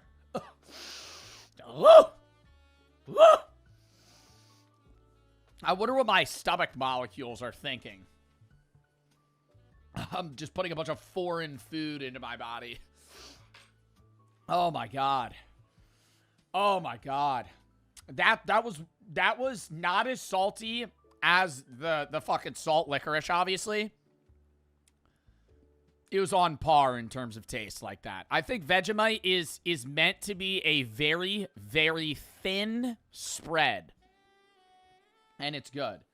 It's like people that just drink Everclear straight. It's like you got to dilute that, you know? You can't just drink Everclear. Same shit with Vegemite. You don't just take a scoop of fucking Vegemite. Next, we have hot monkey nuts. I don't know if this one was on the Food Gauntlet list from the charity stream we did last, but I somehow found this, and I thought it would be good to eat. What is that? I don't know. Yuck. I don't even know what this is. Have you got the guts? We are Hot Monkey Nuts, makers of deliciously spicy artisanal peanuts. We've created a line of healthy snacks for adventurous foodies. When a handful of hot monkey nuts reaches your taste buds, you'll experience the robust flavor, followed by a rush of heat. These addicting, energy-filled snacks are made with all-natural, non-GMO... Nobody cares.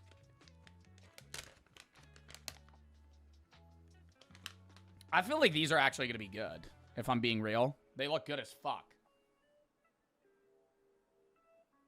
Focus! It just looks like peanuts.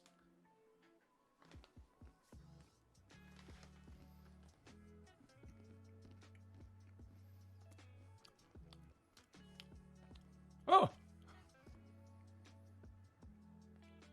Oh. There's Carolina Reaper pepper. Probably should have read the ingredients. Probably should have read the ingredients. That would have been great, right? Oh my god. Oh my god. It's not that bad. It's not that bad. I just fucked up my OBS. I was just slamming shit. Oh my god. get milk? I don't own milk. Brady! Brady! I fucked up my OBS. What do I do? Wow, that's spicy. Who would fucking just casually eat these? Oh my god. Roasted peanuts, peanut oil, black lava salt, jalapeno pepper, Trinidad Moruga scorpion pepper, Carolina Reaper pepper, chipotle pepper, habanero pepper, ghost pepper, cayenne pepper, black pepper, ancho pepper. Processed in a facility that has peanuts, dairy, and it says processed in a machine of fucking machinery that has nuts. No shit, it has fucking nuts. I'm eating nuts. Why would they have to fucking tell me that? Processed in a plant that processes nuts. No shit.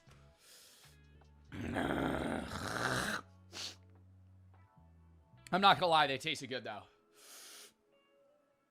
I feel the little kick from the Carolina Reaper. It's mainly jalapeno though. That's why it's lower on the list. I'm getting these out of the way. I'm not gonna lie, I'd rather eat the baby conch.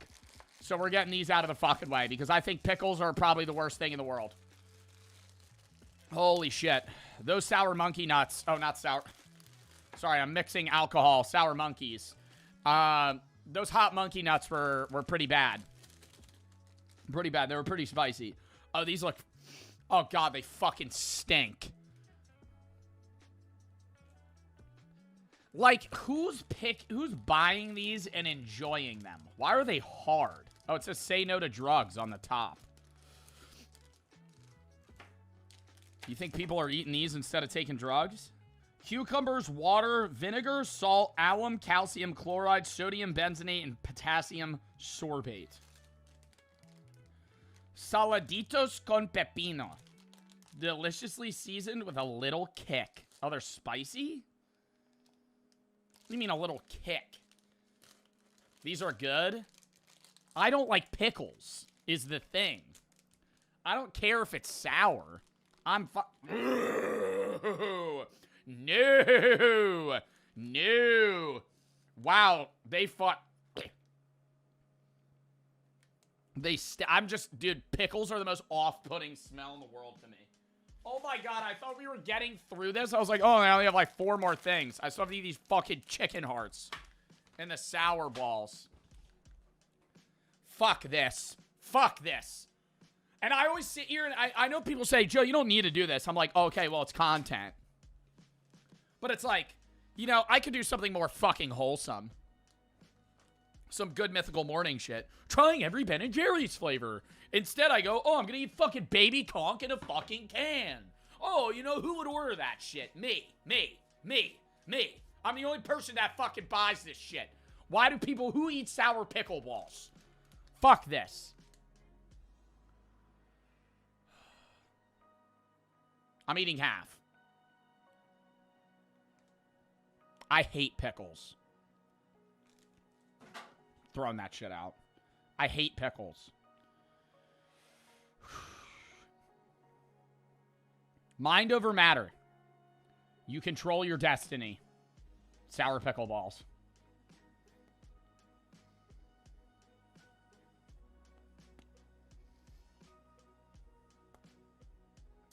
A lot of pickle.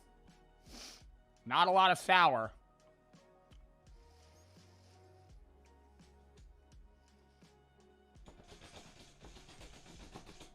Ugh.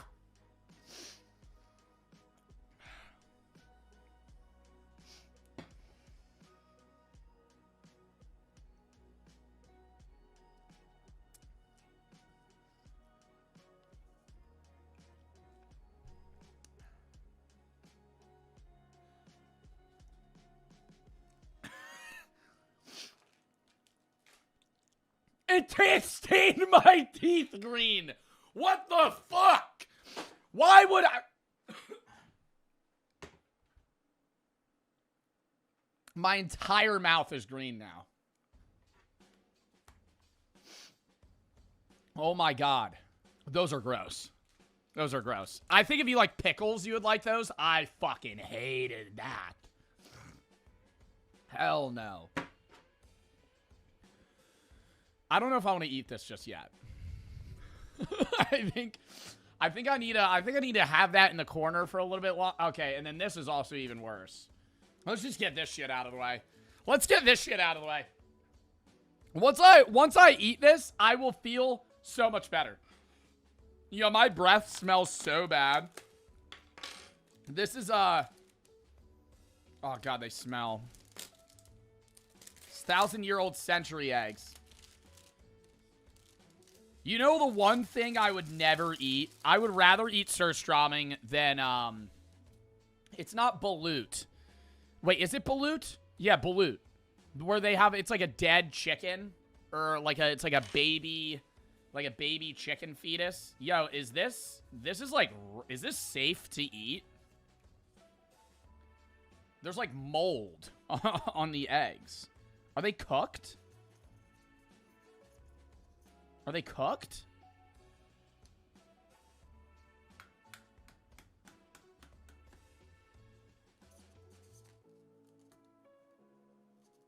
Oh, hell no.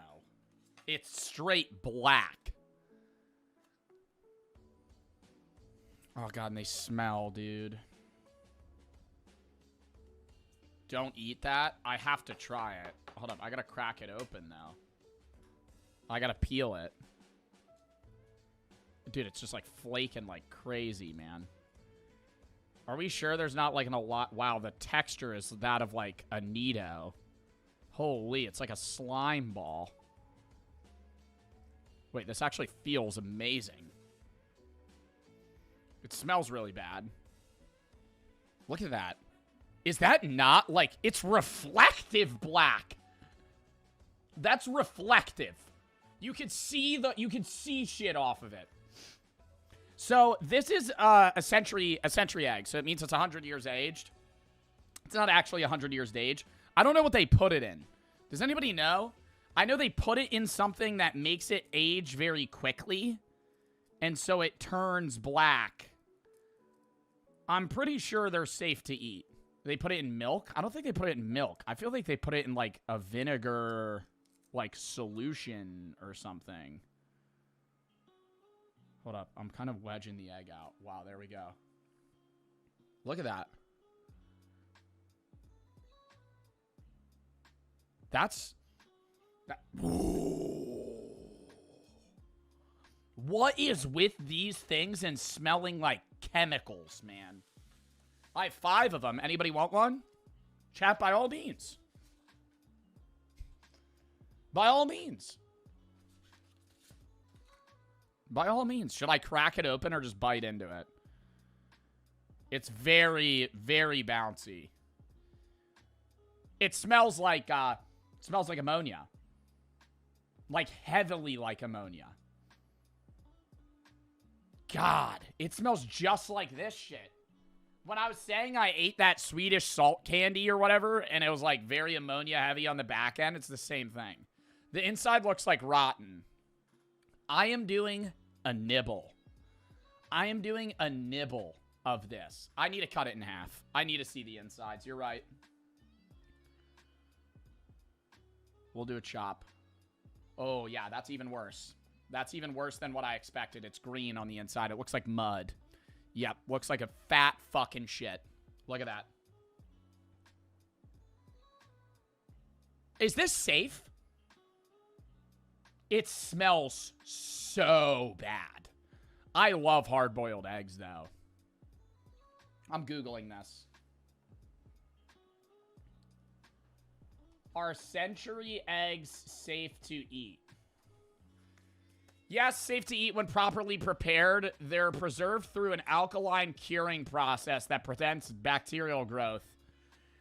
And they're cooked, making sure they're ready to eat in moderation.